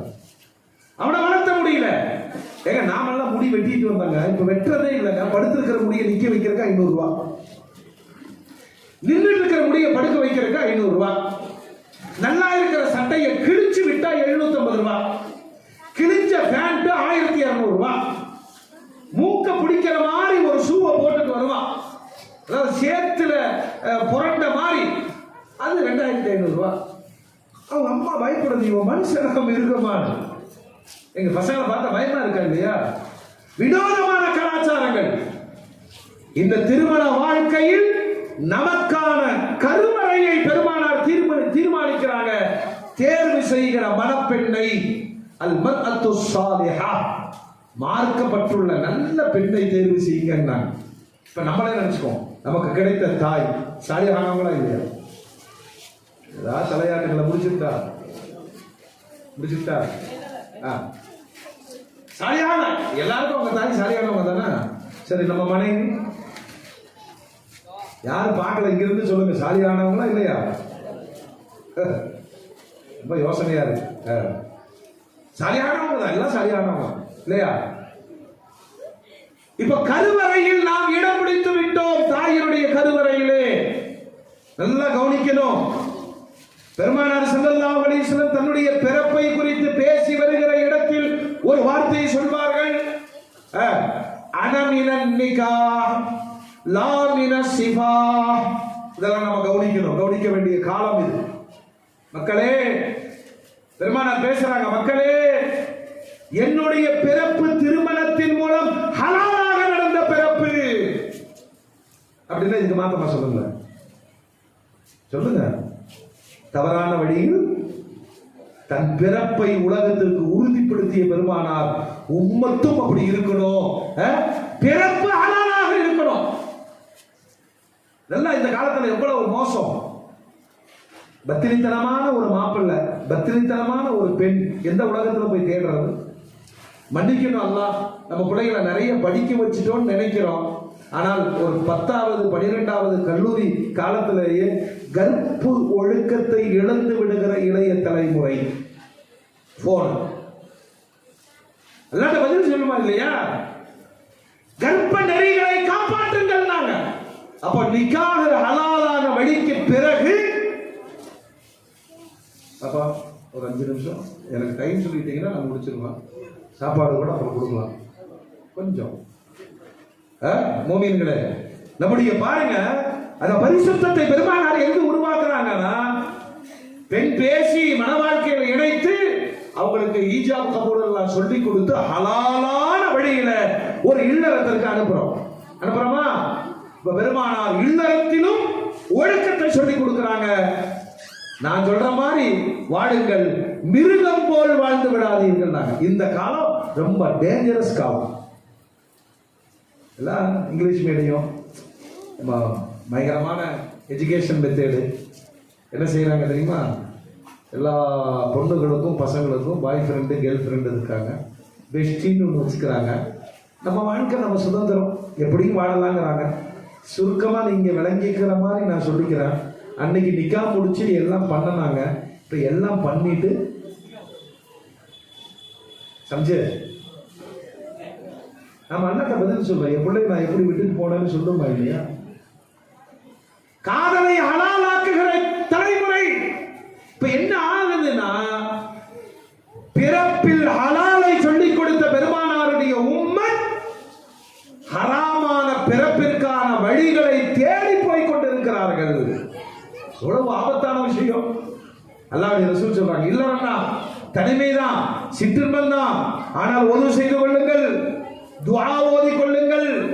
இனி இல்லறத்தினுடைய இன்பத்திற்கு பின்னால் உங்களுக்கு ஒரு குழந்தை கரு உருவாகவே துஆவோடு உருவாகட்டும். ஷைத்தான் தொடாத, ஷைத்தானுடைய ஆக்கிரமிப்பு இல்லாத. இதைத்தான் நம்ம முன்னோர்கள் படிச்சு கொடுத்தாங்க. இல்லறத்தின் தனிமையில் கூட பெருமானார் உங்களை சுத்தப்படுத்துகிறார்கள். இப்ப நபியை நம்ம நேசிக்காம விடுவோமா? பழைய காலத்து மாப்பிள்ளை எல்லாம் வந்து கேட்டாங்க, எனக்கு கல்யாணம் ஆயிடுச்சு, நல்லதுப்பா, அந்த துவா ஒன்று எழுதி கொடுக்க யாருக்காவது அந்த அனுபவம் இருக்கா? இப்ப வாழன்றே நான் போய் சொல்லி கொடுக்குறேன், தம்பி இப்படி ஒரு துவா இருக்கு, அதெல்லாம் நாங்க அப்பவே ஓடிட்டோம். நான் சொல்றது புரியுதா? ஒரு இளைய தலைமுறை நசராணிகளின் பாதிப்பிலே பயணித்துக் கொண்டிருக்கிறது. சரி, கரு உருவாகி விட்டது, எல்லாருக்கும் சந்தோஷம்.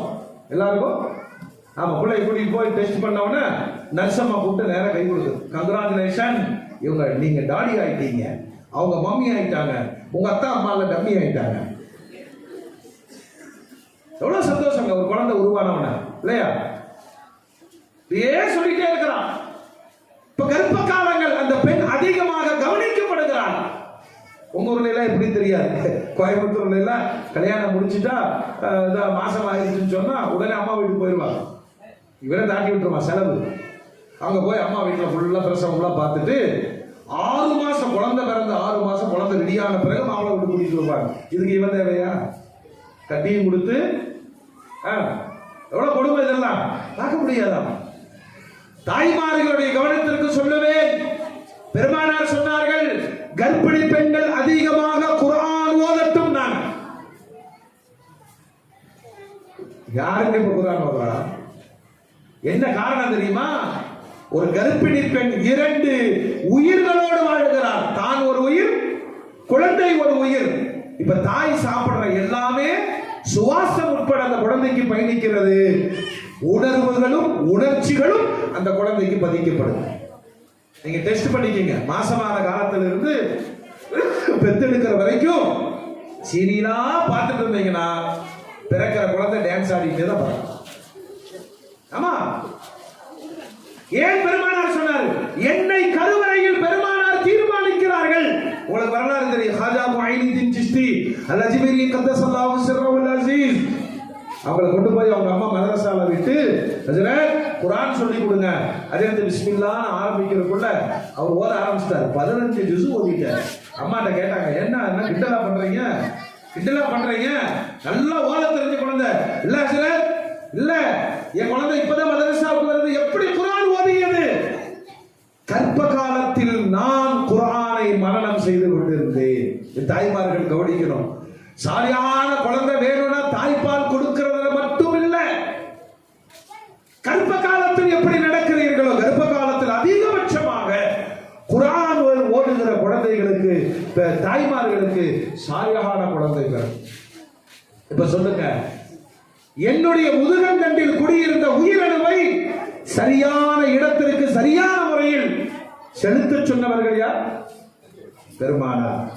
கருவறையில் என்னை பக்குவப்படுத்தியவர்கள் பெருமானார். பிறக்கிறமா இல்லையா? நான் செய்தியை சொல்லுகிற தாய்மார்களை ஒன்றும் பயப்படாதீங்க. இந்த காலத்திலேயும் அரபு நாடு, சைனா, இங்க எல்லாம் நார்மல் டெலிவரி தான் சட்டம், சிசேரியன் கிடையாது. ஆனா நம்ம ஊர்ல மாசமானவனே சொல்லிடுறான் சிசேரியனுக்கா. இது ஒரு மருத்துவ ஏமாற்று திட்டம். இது ஒரு சிசேரியனுக்கு பிறகு அந்த பெண் நிரந்தர நோயாளியா மாறிடுறாங்க. கரெக்டா? ஆனா சவுதியில இல்ல, சைனால இல்ல, சாத்தியம். இப்ப நீங்க மனசுல வச்சுக்கீங்க, பெருமானார் சொல்லிக் கொடுத்தார்கள் கர்ப்ப காலத்துல இந்த கடைசி நேரங்கள் அல்லாஹ்வை நம்புங்க. நம்ம பழைய பெரியவங்க எல்லாம் வெத்தலை எடுத்துட்டு வந்து அதை எடுத்துட்டு ஓதி பார்ப்பாங்க. இப்பதான் எல்லாம் அதை சிறுக்காக்கி விட்டாங்க. யார்கிட்டையும் கேட்கக்கூடாது, எல்லாமே அல்லாஹ் தான் கேட்கும். அலம் நஷ்ரா சூராவை ஒரு கர்ப்பிணி பெண் ஓதிக்கொண்டிருந்தால் நார்மல் டெலிவரி ஆகும். அல்லாஹ் தௌஃபீக் செய்வானாக.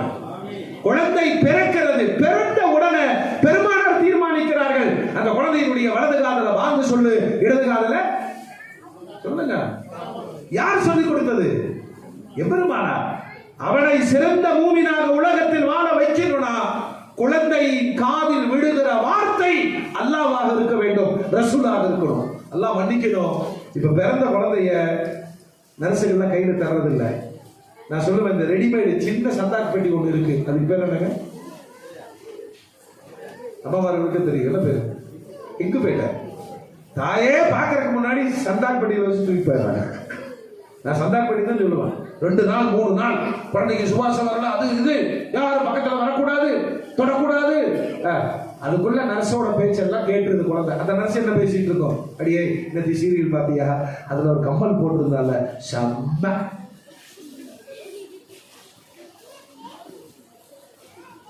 வரமா இல்லையா? குழந்தைக்கு முதலாக அந்த வாங்கி இக்காமத், அவரை பாருங்க, 7வது நாள் ரோமம் இறக்கு, அந்த ரோமத்தின் அளவு வெள்ளையை தர்மம் செய், குழந்தைக்கு நல்ல பெயர் சூட்டு, குழந்தையை சைத்தான் தீண்டாமல் இருக்க அகீகா கொடுத்தாங்க. ஆண் குழந்தைக்கு 2, பெண் குழந்தைக்கு யாருக்கு யார் கொடுத்திருக்கிறா? யாருக்காச்சும் அகீகா கொடுத்துருக்கீங்க? உங்களுக்கு கொடுத்திருக்காங்களா தெரியல. சிறுபிராயத்தில் குழந்தைகளுக்கு அகீகா எதுக்குன்னா, உம்மு சிரியான் என்ற ஷைத்தானுடைய தீண்டுதலை விட்டு ஒரு குழந்தையை பாதுகாக்க முடிஞ்சு.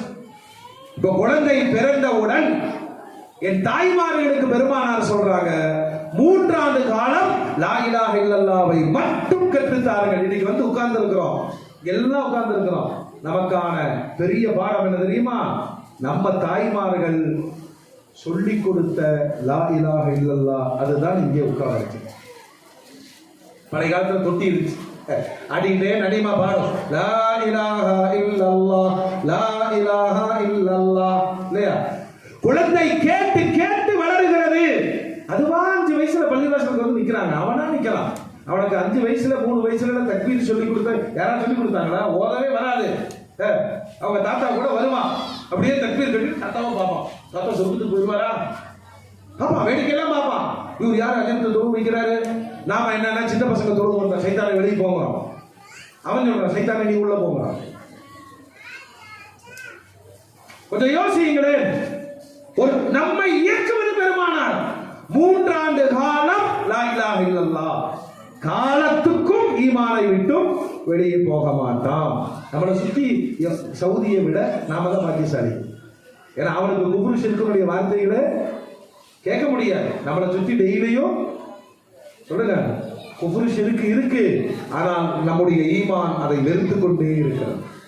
இதெல்லாம் வணங்குறாங்க, இப்படிலாம் போறாங்க இல்லையா? பிறகு 10 ஆண்டுகள் கல்வியை கற்றுக் கொடுங்கள். எந்த கல்வி? 80 ஆண்டு 90 ஆண்டு 70 ஆண்டு 60 ஆண்டு வாழ வைக்கிற கல்வி. 10 வயசு வரைக்கும் ஒரு குழந்தைக்கு சட்டமே இல்லை, தொழுகை நோன்பு ஜக்காத் ஹஜ் எதுவுமே கடமை இல்லை. கற்றுக் கொடுங்கள். பெருமானார் தான் அந்த குழந்தைகளை வளர்க்கிறார்கள். 10 வயசு ஆயிடுச்சுன்னா தொழுகாத குழந்தையை அடியுங்கள். படுக்கையில பிரியுங்க. குழந்தைகளின் உணர்ச்சிகளை பாருங்கள், கண்காணியுங்க. கரெக்டா? ஆண் குழந்தையை தாயிடமிருந்து பிரியுங்கள், பெண் குழந்தையை தந்தையிடமிருந்து பிரியுங்கள். ஆண் பெண் குழந்தைகளுக்கு மத்தியில படுக்கையை பிரியுங்கள், உணர்ச்சிகளை கண்காணியுங்கள். நம்ம குழந்தை தானே. இந்த காலம் ரொம்ப ஆபத்து. கொடுத்து செல்போனோடு அந்த குழந்தைகள் ஒரு 10 வயசுகளில் பாலுணர்வுகளால் உந்தப்பட்டு பாதை மாறுகிற கொடுமையெல்லாம் நம் சமூகத்தில் நடக்கிறது.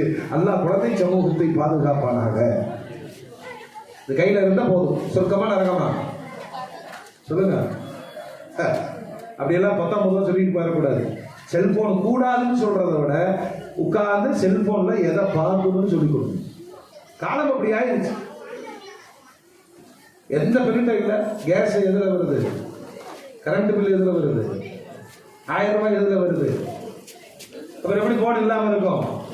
எதை பார்க்கணும்னு சொல்லி கொடுங்க. இதற்கான தக்குவாவை ஊட்டுங்கள். முடிஞ்சு வேறதான். அத்தஹியாத்துக்கும் உயர்கிறது, இதுக்கும் 10 ஆண்டு காலம் பெருமானாரை காட்டி காட்டி ஊட்டப்பட்ட குழந்தை 10 வயசுல ஹலால் ஹராம் பார்க்கறான், தொழுகிறான், நோன்பு வைக்கிறான், ஜகாத் கொடுக்கிறான், தாய் தந்தையோடு ஹஜ் உம்ராவுக்கு செல்லுகிறான். வாழ்க்கை முழுவதும் பெருமானார். அப்ப சொல்லுங்க, என்னுடைய உடை அலங்காரத்தை தீர்மானிப்பது யார்? சொல்லுங்க, யாரு? பெருமானார். பாருங்க, ஆணோ பெண்ணோ இறுக்கமான ஆடை அணியாதீர்கள், மெல்லிய ஆடை அணியாதீர்கள். பெருமானார் சொன்னார். நம்ம எங்க ஃபாலோ பண்றோம்? இப்ப ட்ரெண்டிங் பசங்கள்ட்ட யார்கிட்ட கேட்டாலும் சொல்றான். ட்ரெண்டிங்னா என்ன? இறுக்கமா போட்டுக்கிறோம். இந்த பொண்ணுகள்லாம் என்னமா அது லெகின் லெகின் லெகின் அது போட்டிருக்கா போடலையானே தெரியாது. நீங்க பாருங்க, அந்த பையன் போட்டிருக்கிற ஜீன்ஸ் பேண்ட்டை கழட்டுனோன்னா ஜமாத்தே திரண்டு வரணும். அவன் எப்படி வைத்து வைக்கலாம் போவானே தெரியாது. நீ எந்த உலகத்திலையும் வாழ்ந்துட்டோ. அமெரிக்கால வாழ்றவன் கோட் ஷூட் போட்டிருக்காங்க, அது குளிர் பிரதேசங்க. நாம ஏன் போடணும்? இங்க கதரானதான் நமக்கு செட் ஆகும் இல்லையா? ஆனால் பெருமானார் சொன்னாங்க, ஆணோ பெண்ணோ இறுக்கமான ஆடை அணியாதீர்கள், ஒட்டுமொத்த ஆபாசத்தை அடைத்து விட்டார்கள் பெருமானார். யாரையும் நிர்வாணமா பார்த்தா ஒண்ணுமே தோணாதுங்க. எல்லா உயிரினங்களையும் மனுஷன் தான் அவ்வளவு அசிங்கமா இருப்பான். அவனை உடைதான் ஆபாச தோற்றத்தை தருகிறது. பசங்க போட்டுருக்காங்க, பிரிக்கிட்டு இருக்கு பேண்டோ ஷர்ட்டோ. அல்லாஹ்வுடைய ரசூல் சொன்னாங்க. இப்ப பாருங்க, இன்னொரு கலாச்சார தீமையை பெருமானார் சொல்வார்கள். லஅன ரசூலுல்லாஹ் அர்ரஜுல அல்லதி யல்பசு லிபஸல் மர்ஆ. பெண்ணை போன்ற ஆடை அணிகிற ஆண்கள் நாசமாகட்டும், ஆண்களை போன்று ஆடை அணிகிற பெண்கள் நாசமாகட்டும். இப்ப நான் சொன்னேன்னா நீங்க சண்டைக்கு வருவீங்களா? ஒரு பையன் ஜீன்ஸ் போட்டு வரான், நீ நாசமா போன்னு சொன்னா நான் ஊருக்கு போயிருவேனா? ஆனா பெருமானார் சொல்றாங்க, நான் சொன்னதுக்கு மாற்றமாக ஒரு ஆண் பெண்ணை போன்ற ஆடை அணிந்தால் அவன் நாசமாகட்டும் என்றார்கள். நாசமாகிறது உருப்பட மாட்டாங்க. இப்ப பாருங்க, ட்ரெண்டிங் பிள்ளைகள்லாம் பசங்க மாதிரி ஷர்ட் போட்டுக்கிறாங்க, ஜீன்ஸ் போட்டுக்கிறாங்க, பசங்க மாதிரி ஆக்டிவேட் வருது. பசங்கள்லாம் சுடிதார் மாதிரி போட்டுக்கிறான், இது இப்படி இழுத்து ரப்பர் போட்டுக்கிறான், காதுல ஒரு கடுக்கா போட்டுக்கிறான், அவன் புள்ள மாதிரியே ஆக்டிங் பண்ணிட்டு இருக்கிறான். நான் சொல்றது புரியுதா? உடை அலங்காரம், சிகை அலங்காரம், உணவு கலாச்சாரம். நம்மள்ட்ட ஹலாலாரம் பார்க்கறது இல்லையே. இந்த KFC உலகம் முழுவதும் இருக்குங்க, பக்கா ஹராம். அவன் என்னத்தை சொல்லி அறுக்கிறான் யாராவது பார்த்துருக்கலாமா? இதெல்லாம் ஒரு காலத்துல மூமின்கள் கடைபிடித்தார்கள். வெளியூருக்கு போனா ஹோட்டலுக்கு போறதா இருந்தா ஹலால் கிடைக்குமான்னு கேட்பான். இப்ப அதெல்லாம் கேட்கறது இல்லையே. KFC உனக்கு அக்மா இருக்கு. அல்லாஹ் அக்பர். வாழ்க்கை முழுவதும் பெருமானார் நம்மை தீர்மானிக்கிறார்கள். நான் என்னுடைய உடை நடை பாவனை பாருங்க. இன்னைக்கு என்ன ஜோக் அடிக்கிறது பெரிய அற்புதம் நினைச்சுக்கிறான். இந்த டிவியில எல்லாம் அப்படித்தானே காமிக்கிறாங்க, கழுவி கழுவி ஊத்துறது. பெருமானார் ஸல்லல்லாஹு அலைஹி வஸல்லம் சொல்வார்கள், நான் யாரை போலவும் மிமிக்ரி செய்ய மாட்டேன். வைன்னலி கதா வகதா, எவ்வளவு கொடுத்தாலும் அப்படி செய்ய மாட்டேன். கிண்டல் கேலி. எவ்வளவு பெரியவங்க சங்கடப்படுறாங்க. பெருசுங்கிறான், பாத்துமா பெருசுங்கிறான். ஒருத்தர் கூடு விழுந்து ரோட்ல போயிட்டு இருந்தாரு. சின்ன பையன் சொன்ன, பெருசு என்ன தேடுறாரு? அவனுக்கு உரைக்கிற மாதிரி சொன்னார், இளமையை தொலைத்து விட்டேன் தேடுகிறேன் அப்பா. எல்லாருக்கும் வயசாகுமா இல்லையா? வெறும் மீடியாக்களை பார்த்து பார்த்து அந்த ட்ரெஸ்ஸிங் பெண்கள்லாம் அல்லாஹ் அக்பர். இந்த சீரியல்ல வர்றதா அவங்களுடைய சாரி, அவங்களுடைய கம்மல், அவங்களுடைய நெக்லஸ், அவங்களுடைய திருமணங்கள், அவங்களுடைய புட் கலாச்சாரம் பெருமானாரை தவிர்த்து விட்டு நரகவாதிகளாய் ஆக்குகிற வேலைகளை நாம் தவிர்த்து பெருமானாரை வீட்டிற்குள் கொண்டு வாருங்கள். நம்மை தீர்மானிக்கிறார்கள் பெருமானார். மொத்த வாழ்க்கையிலும் சம்பாதிக்கிறதுக்கு பெருமானார் வர்றாங்களா? இணை மோசடி செய்யாதீர்கள், பொய் சத்தியம் செய்யாதீர்கள், எல்லாம் பெருமானார் சொல்லிக் கொடுக்கிறார். சொல்லிட்டாங்களா? ஒரு நாள் நமக்கு சக்கராத்து வருது, பெருமானார் வர்றாங்க. மரணிக்கிற பொழுது யார் லா இலாஹ இல்லல்லாஹ் என்ற கலிமாவோடு மரணிப்பாரோ, அப்ப கலிமாவுக்கு வழி என்ன? நம்ம எதுவுமே தயார் பண்ணலாங்க, பெருமானார் தான் வழி நடத்துறாங்க.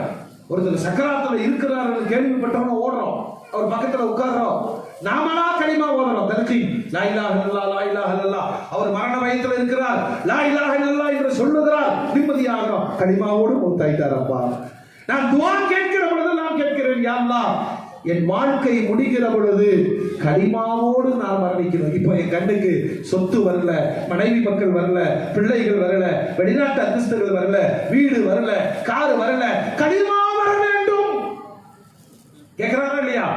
கலிமாவோடு அவர் மரணிக்கும் பொழுது குடும்பம் ஆனந்தப்படுது. இன்னால் இல்லாத துக்கம் சொல்லிட்டாலும் எங்க அத்தா கலிமா சொல்லிட்டு மௌத்தானாரு அப்படிங்கிற ஒரு பெரும் பாக்கியத்தை நினைச்ச அந்த குடும்பம் சந்தோஷப்படுகிறது. இப்ப அடுத்து என்ன செய்யறோம்? மௌத்தானவரின் சொல்லுங்க கண்ணை கசக்கி அடிக்கெடுக்கிறோம், கஃன் எடுக்கிறோம், ஜமாத்துக்கு சொல்லி எழுப்புறோம், ஜனாசாவை பள்ளிக்கு கொண்டு வரப்படுகிறது, சமுதாயமே திரண்டு ஜனாசா தொழுகை நடத்துகிறது, கபரடக்கம் செய்கிறது. இதுல ஏதாவது நாம டிசைன் பண்ணோமா? சொல்லுங்க. ஆணுக்கு எவ்வளவு கஃன், பெண்ணுக்கு எவ்வளவு கஃன், எப்படி குளிப்பாட்ட வேண்டும் எல்லாம் சொல்லிவிட்டார்கள். பெருமானாரை தவிர்த்து விட்டு என் மரணம் கூட நிகழாது. நல்ல மௌத்து எல்லாம் நசீபாக்கி தருவானார். அதுக்கடுத்து முடிச்சு போச்சப்பா, அத்தா போயிட்டாரு. நான் பாடத்திற்காக படிப்படிக்காக சொல்வேன். கபறுகளில் இன்றைக்கு நிறைய பேசிக் கொண்டிருக்கிறோம். பெருமானார் சொல்வார்கள், கபறுல மையத்தை அடக்கும் போது மக்கள் பேசிக் கொள்வார்களாம், என்ன விட்டுட்டு போயிருக்காரு, அப்படிதான் பேசிக்கணும். என்ன நாம சொல்லுவோம், அவருக்கு என்ன பிரச்சனை இல்லைங்க, கொஞ்ச நாள் வெளிநாட்டில் இருந்தாரு, சொந்த வீடு, அங்க ஒரு காம்ப்ளெக்ஸ் இருக்கு, வாடகைலாம் வருது, அப்புறம் பசங்கள்லாம் நல்லா படிக்க வச்சு வெளிநாட்டில் இருக்காங்க, என்ன விட்டு போனார் மக்கள் கேட்பார்கள், மலக்குமார்கள் கேட்பார்கள், என்ன கொண்டு வந்தார். மக்கள் கேட்பார்கள் என்ன விட்டு போனார், மலக்குமார்கள் கேட்பார்கள் என்ன கொண்டு வந்தார். கபரில் கொண்டு போய் வச்சாச்சா? அடக்கியவர்கள் 40 எட்டுகள் நகர்ந்த பிறகு பெருமானார் சொல்லுகிறார்கள், அசுவதானி அசுரகான், கருத்த உருவமுடைய நீல நிற கண்களோடு 2 மலக்குமார்கள் வந்து அவனை எழுந்து அமர வைப்பார்கள். எஃப்ஐஆர் போடுவாங்க. யார்கிட்ட? கபராளிகிட்ட. என்ன கேட்பாங்க சொல்லுங்க? உங்க சம்பளம் எவ்வளோ? நீங்க சென்ட்ரலா இல்ல ஸ்டேட்டா? சொல்லுங்க.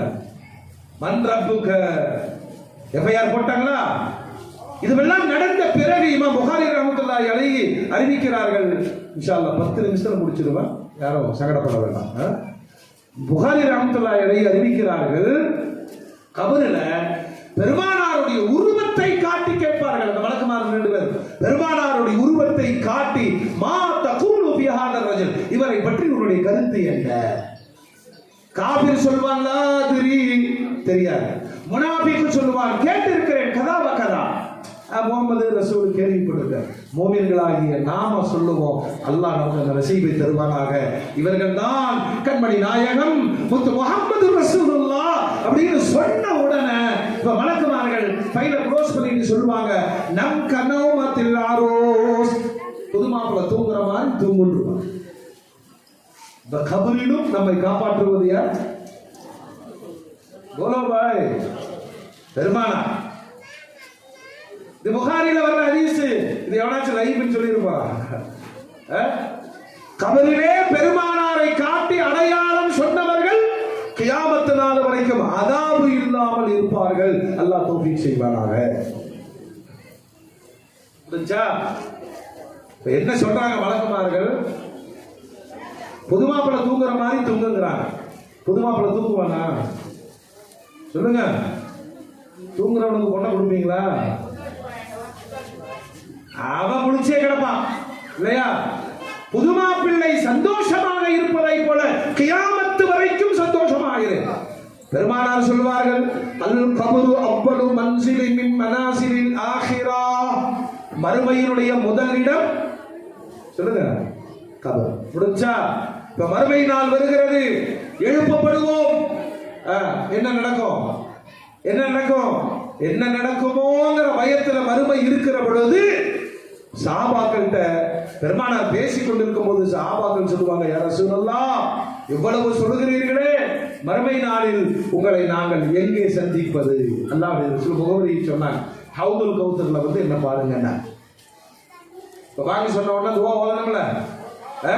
அல்லாஹ்வுடைய ரசூல் சொல்றாங்க, மன் சமிஅ ஹீனன் நிதா அல்லாஹும்ம ரப்ப ஹாதிஹி தஅவத்தி தம்மா வஜபத் லஹு ஷஃபாஅத்தி. மறுமையில யாரும் தன்னுடைய திறமையை கொண்டு தப்பிக்கவே முடியாது. நான் தொழுது இருக்கேன், இருக்கேன், அதனால தான் நம்ம துஆல கேட்கிறேன், யா அல்லாஹ் நரகத்தை விட்டு பாதுகாத்து விடு. நரகம் அல்லாஹ்வுடைய நீதியின் வெளிப்பாடு, சொர்க்கம் அல்லாஹ்வுடைய கருணையின் வெளிப்பாடு. ரூல்ஸ் பேசி சொர்க்கம் வாங்க முடியாது. நம்ம ரம்ஜான்ல கேட்போம்ல, பிரஹ்மதிக சொல்லுங்க, அல்லாஹ் சொர்க்கத்தை கொடு சொல்லுங்க பாய், பிரஹ்மதிக உன்னுடைய அருளால் கொடு. மறுமை நாள் வருகிறது. ஆதம் அலைஹிஸ்ஸலாத்திலிருந்து அத்துணை நபிமார்களும் நப்சி நப்சி நப்சி அப்படின்னு தான் இருப்பாங்க. ஏன்னா ஆதம் அலைஹிஸ்ஸலாத்துக்கு பயம் என்னன்னா, அந்த பழஞ்சாப்பட்ட வரவு செலவு நான் என்ன செய்வேன். நூஹ் அலைஹிஸ்ஸலாம் இத்தனை மக்களை சபித்து அழித்ததற்கு என்ன பதில் சொல்வேன்? ஒட்டுமொத்த உலகமும் பெருமானாரிடம் திரண்டு வரும். பெருமானார் ஸல்லல்லாஹு அலைஹி வஸல்லம் ஷஃபாஅத்திற்காக, ஷஃபாஅத்னா ரெக்கமெண்டேஷன், சஜிதாவில் விழுவார்கள். இப்போ ஒரு காதல் போராட்டம் நடக்கும். காதல் யாருக்குள்ள? அல்லாஹ்வுக்கும் ஹபீபுக்கும் மத்தியில. அல்லாஹ் சொல்வான், இருபா ரஸகயா முஹம்மது சல் துஷஃபா, நபியே நாயகமே நீங்கள் தலை உயர்த்துங்கள், கேளுங்கள் தருகிறேன். அப்பதான் பெருமானார் அல்லாஹ்ட்ட சொல்லுவாங்க, என் உம்மத்து மன்னிக்கப்படணும், என் உம்மத் நரகத்திலிருந்து விடுதலை செய்யப்படணும், என் உம்மத் சொர்க்கத்திற்கு போகணும். மூமின்களே, மூமின்களே, தாய்மார்களே, நபியை நேசிக்கணும், நபியை நெஞ்சத்துல வைக்கணும், நபியை வீட்டுல ஓதணும், நபியை பிள்ளைகளுக்கு சொல்லிக் கொடுக்கணும், நபியின் வரலாற்றை ஏன் வாசிக்க வேண்டும். நபியினுடைய முஹப்பத் நம்முடைய முதுகந்தண்டில் இருந்த உயிர் நீரையும் கருவறையையும் துனியாவினுடைய வாழ்வையும் மன்னரையையும் மறுமையையும் எம்பெருமான் ஸல்லல்லாஹு அலைஹி வஸல்லம் தான் தீர்மானிக்கிறார்கள். பெருமானாரை நேசித்தவர் பெருமானாரை புகழ்வார், பெருமானாரை புகழ்ந்தவர் பெருமானாரை போன்று வாழ ஆசைப்படுவார், பெருமானாரோடு பெருமானாரை போன்று வாழ்ந்தவர் பெருமானாரோடு மறுமையில் சொர்க்கத்தில் இருப்பார். பெருமானார் சொல்வார்கள், மன் அஹப்ப சுன்னதி ஃபகத் அஹப்பனி வமன் அஹப்பனி ஃபகத் அஹப்பல்லாஹ் வமன் அஹப்பல்லாஹ் கான மஅய ஃபில் ஜன்னah.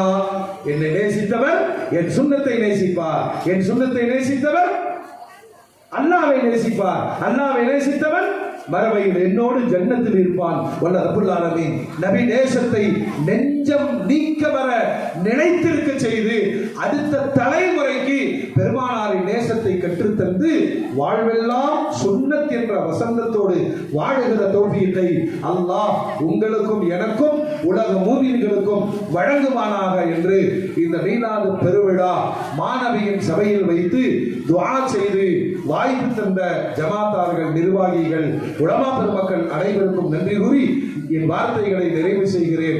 வஆகிரு தஅவானா அனில் ஹம்துலில்லாஹி ரப்பில் ஆலமீன். வஸ்ஸலாமு அலைக்கும் வரஹ்மத்துல்லாஹி வபரகாத்துஹு.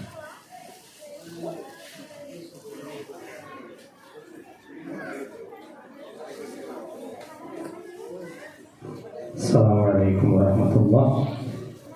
அன்பான தாய்மார்களே, பெரியவர்களே, இன்னும் இன்ஷா அல்லாஹ் ஒரு 10 நிமிடத்துக்கு முடிந்ததும் யாரும் கவனம் செஞ்சிடாதீங்க.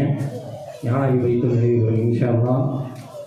அடுத்தபடியாக மௌலது புர்தா ஷரீஃப் ஓதிய மாணவ மாணவிகளுக்கு பரிசு வழங்கப்படும். அதற்கு பிறகு நன்றி உரை, அதற்கு பிறகு இன்ஷா அல்லாஹ் யானவி பைத்துடன் சபை நிறைவு பெறும். அமைதி காத்து தருமாறு அன்போடு கேட்டுக்கொள்கிறோம். இந்த புருதா ஊதின மாணவ மாணவிகள் பெரிய பள்ளியில் உள்ளவங்க, மேலே பள்ளியில் உள்ளவங்க கொஞ்சம் முன்னாடி வந்தவங்க, ஸ்டேஜுக்கிட்ட அவங்க புருதா ஊதின பிள்ளைங்க வாங்க.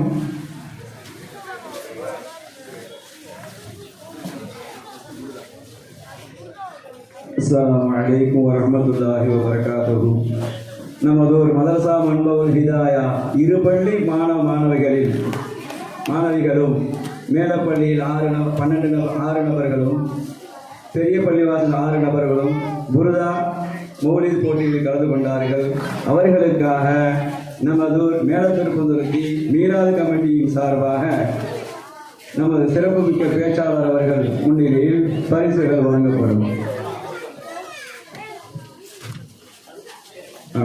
முகமது ஃபயாஸ் மேலப்பள்ளிவாசல் புருதா ஓதியவர்கள் முகமது ஃபயாஸ், முகமது ஜாசிம், முகமது ஃபாதில், முகமது ஹாசிம்,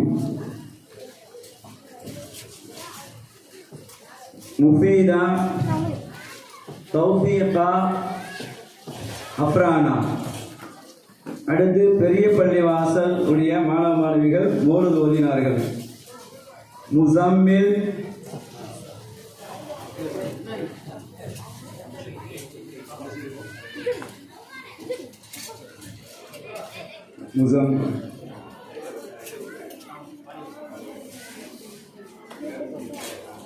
முஸம்மில்,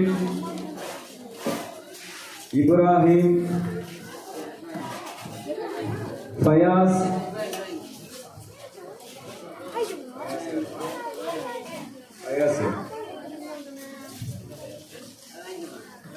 ஜமீலா ஆஸ்மின்,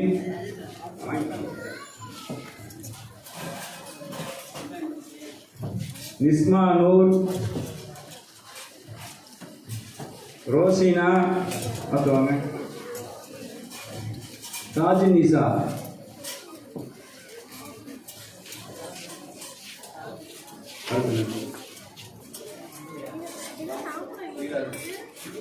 அடுத்தபடியாக நமதூர் மீராது கமிட்டியினுடைய தலைவர் அப்துல் பாசித் பாய் அவர்கள் நன்றியுரை நிகழ்த்துவார்கள்.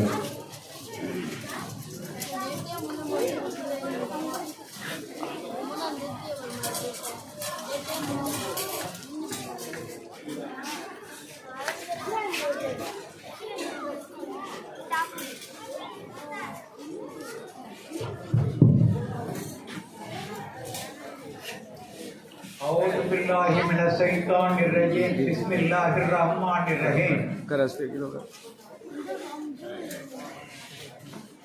الرحمن الرحيم السلام عليكم ورحمة الله تعالى وبركاته. புனிதமான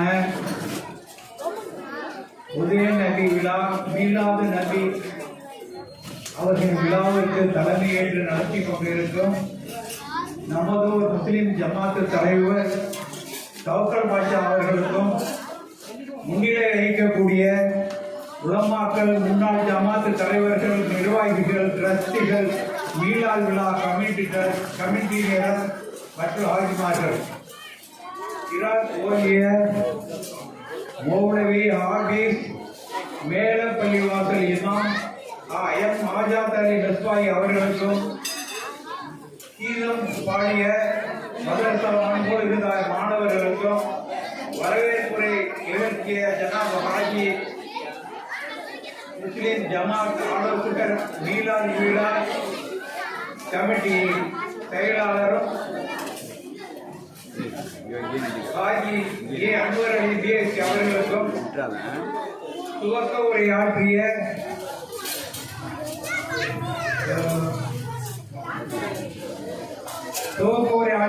ஹாபிஸ் முகமது ஆரிஃப் உலகி அவர்களுக்கும் இமாம் பெரிய பள்ளிவாசல் மேலத்திருப்பதற்கு தொடக்க உரை ஆற்றிய மௌலவி ஏ பரக்கத் அலி ஃபைஜி அவர்கள் இமாம் மேலப்பள்ளிவாசல் மேலத்திருப்பதற்கு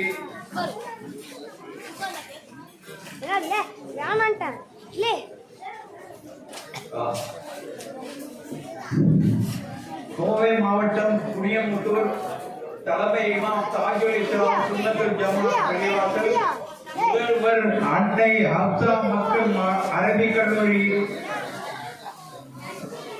மௌலானா மௌலவி அல் ஹாபிஸ் அல் ஹாஜ் அப்துல் மாலிக் சிராஜ் அவர்களுக்கும், அடுத்து துவா ஓத இருக்கின்ற அல் ஹாபிஸ் ஜாபர் அலி உதவி ஹஜரத் அவர்களுக்கும், அடுத்ததாக இந்த விழா சிறப்பாக நடக்கிறதுக்கு முயற்சி செய்த திருவியார் வட்டார உலமா சபையுடைய பொருளாளரும் மீலாது கமிட்டியுடைய துணைத் தலைவரும் பிரிண்டர்ஸுடைய பொறுப்பாளரும்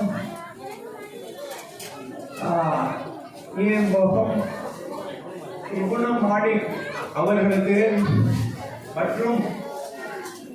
மற்றும் ஊர் மக்கள் அனைவர்களுக்கும் இனிமையான இந்த நேரத்தில் என்னுடைய நன்றியை மீலாது கமிட்டியின் சார்பாக தெரிவித்துக் கொள்கிறேன். அஸ்ஸலாமு அலைக்கும் வரஹ்மத்துல்லாஹி வபரகாத்துஹு. அஸ்ஸலாமு அலைக்கும் வரஹ்மத்துல்லாஹி வபரகாத்துஹு. பெரியவர்களே, சகோதரர்களே, இப்போ நன்றி உரை நிகழ்த்திய நம்முடைய சகோதரர் மீலாது விழாக்குழுவின் தலைவர் ஜனாப் அப்துல் வாசிம் பாய் அவர்கள் கடந்த 6 மாதங்களாக வீட்டிற்கு வெளியே வராமல் உடல்நிலை பாதிக்கப்பட்டு வீட்டிலே இருந்தார். முதல் நிகழ்ச்சியாக இந்த மீலாது விழா நிகழ்ச்சியில் தான் கலந்துக்கிறாங்க. அந்த வந்தானா இந்த மீலாது விழா நிகழ்ச்சியினுடைய பொறுப்பாளராகவும் தலைவராகவும் இருக்கிறதுனால இந்த நிகழ்ச்சியை நம்ம தவறாமல் நடந்தலாங்கிற அந்த உணர்வு ரசூலுல்லாஹின் மீது இருக்கின்ற அன்பு முஹப்பத்து இதன் காரணத்தினால் அவர் இந்த நிகழ்ச்சியில் காலையில் பார்த்த பள்ளிவாசல் எண்ணி எல்லா வேலையும் கவனிச்சு கடைசியை நன்றியும் நிறுத்தியிருக்கிறார். அவருக்கு உடல்நிலை ஆரோக்கியத்தை நேரங்களை கொடுத்து நீண்ட ஆயுளோடு நிரப்பமான ஈடுபட்டோடு மேலும் மேலும் ஆண்டுகளோடும் இந்த மீனாடு விழாவினை மிக சிறப்பாக நடத்துவதற்கு அவர்கள் அருள் பாலிப்பாராக. அவர்களுக்கும் நம்முடைய சார்பில் உமாக்கள் சார்பில் நன்றி தெரிவித்துக் கொள்கிறோம். அஸ்ஸலாமு அலைக்கும். இன்ஷாஅல்லாஹ் இப்போது துஆ மௌலானா மௌலவி அல் ஹாஃபிஸ் மூத்த உலமா சிறு பிள்ளையாக இருக்கும் பொழுது இந்த மீளாத விழாவிலே கலந்து கொண்டு வயது முதிர்ந்த நேரத்திலும் நம் ஊரில் நடக்கின்ற மீளாத விழாவில் கலந்து கொள்ள வேண்டும் என்பதற்காக வேண்டி பாசத்தோடும் அன்போடும் மண்ணின் மைந்தரை ஜாஃபர் சாதிக் உதவி ஹஜரத் அவர்களை வரவேற்று அவர்களை கண்ணியப்படுத்தும் விதமாக நீங்கள் இந்த சபையில் வந்திருக்க துஆவாவது ஓத வேண்டும். பேச சொன்னோம் இல்லை அப்படின்ட்டாங்க. அதனால் இன்ஷா அல்லாஹ் நீங்கள் துஆவாவது ஓத வேண்டும் அப்படின்னு சொன்னோம். அல்லாஹ் தஆலா அவர்கள் இன்று செழிப்பாக இருப்பது போல் சிரித்த முகத்தோடு இருப்பது போல் அல்லாஹ் அவர்கள் மனங்களையும் புரிய வைத்து அவர்கள் வாழ்க்கையை இன்னும் பிரகாசமாக்கி தந்தல் புரிவானாக. ஹஸரத் பிறகு அவர்கள் துஆ ஓதுவார்கள். الفاتحة. أعوذ بالله من الشيطان الرجيم. بسم الله الرحمن الرحيم.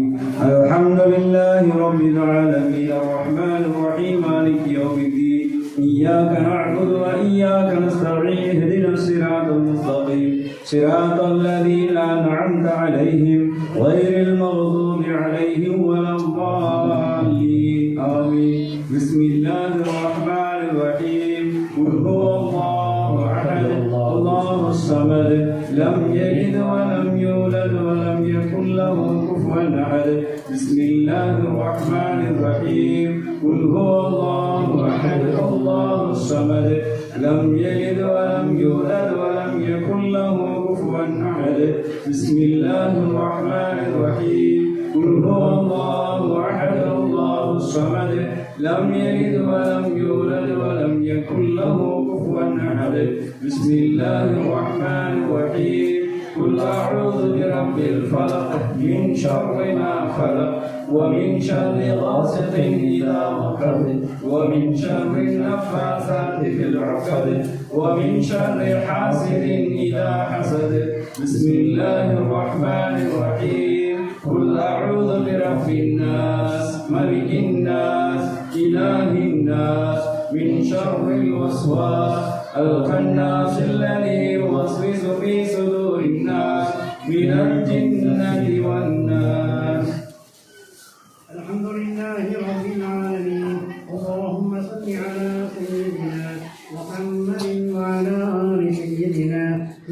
محمد وبارك وسلم عليه. اللهم اغفر لنا ذنوبنا وخطايانا كلها يا رب العالمين. اللهم زينا بزينة الإيمان وشرفنا بشرف القرآن وأكرمنا بكرامات نبينا محمد صلى الله عليه وسلم. اللهم ارزقنا حبك وحب من يحبك وحب عمل يقربنا إلى حبك، واجعل حبك أحب إلينا من البرد للعطشان، واسقنا بكاس محمد صلى الله عليه وسلم توبة لا مع بعدها يا ذا الجلال والإكرام. لا إله إلا الله الحليم الكريم. سبحان الله رب العرش العظيم. الحمد لله رب العالمين. نسألك موجبات رحمتك وعزائم مغفرتك والغنيمة من كل بر والسلامة من كل إثم. لا تدع لنا ذنبا إلا غفرته، ولا هما إلا فرجته، ولا دينا إلا أديته، ولا مريضا إلا شفيته، ولا حاجة هي لك رضا إلا قضيتها ويسرتها يا أرحم الراحمين. اللهم أصلح لنا ديننا الذي هو عصمة أمورنا، وأصلح لنا دنيانا التي فيها معاشنا، وأصلح لنا آخرتنا التي إليها معادنا، واجعل الحياة زيادة لنا في كل خير، واجعل الموت راحة لنا من كل شر. ربنا ظلمنا أنفسنا وإن لم تغفر لنا وترحمنا لنكونن من الخاسرين. ربنا اغفر لنا وارحمنا ولوالدينا ولمشايخنا ولأساتذتنا ولجميع المؤمنين والمؤمنات والمسلمين والمسلمات. رب ارحمهما كما ربيانا صغارا. ربنا تقبل منا دعاءنا إنك أنت السميع العليم، وتب علينا يا ربنا إنك أنت التواب الرحيم. صلى الله تعالى وسلم على خير خلقه سيدنا محمد وعلى آله وأصحابه أجمعين. سبحان ربك رب العزة عما يصفون، وسلام على المرسلين، والحمد لله رب العالمين. يا نبي سلام عليكم، يا رسول سلام عليكم، يا حبيب سلام عليكم، صلوات الله عليكم. أشرق البدر علينا وارتفعت منه البدور، مثل حسنك ما رأينا قط يا وجه السرور. أنت شمس أنت بدر أنت نور فوق نوري، أنت يكسر روالي، أنت مصباح الصدور. يا حبيبي يا محمد، يا عروس الخافقين، يا مؤيد يا ممجد، يا إمام القبلتين.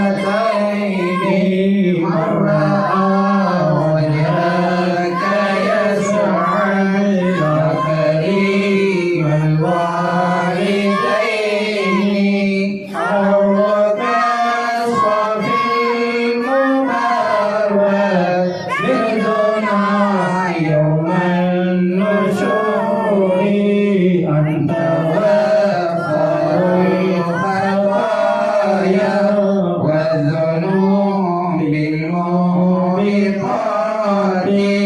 أنت ستر المساوي ومقيل العثرات يا علي الحسنات يا رفيع الدرجات كفر عني ذنوبي واعفو لي عن سيئاتي علم سر وأخفى مستجيب الدعوات رب ارحمنا جميعا بجميع الصالحات لا إله إلا الله لا إله إلا الله لا إله إلا الله محمد رسول الله صلى الله على محمد صلى الله عليه وسلم صلى الله على محمد صلى الله عليه وسلم صلى الله على محمد يا ربي صل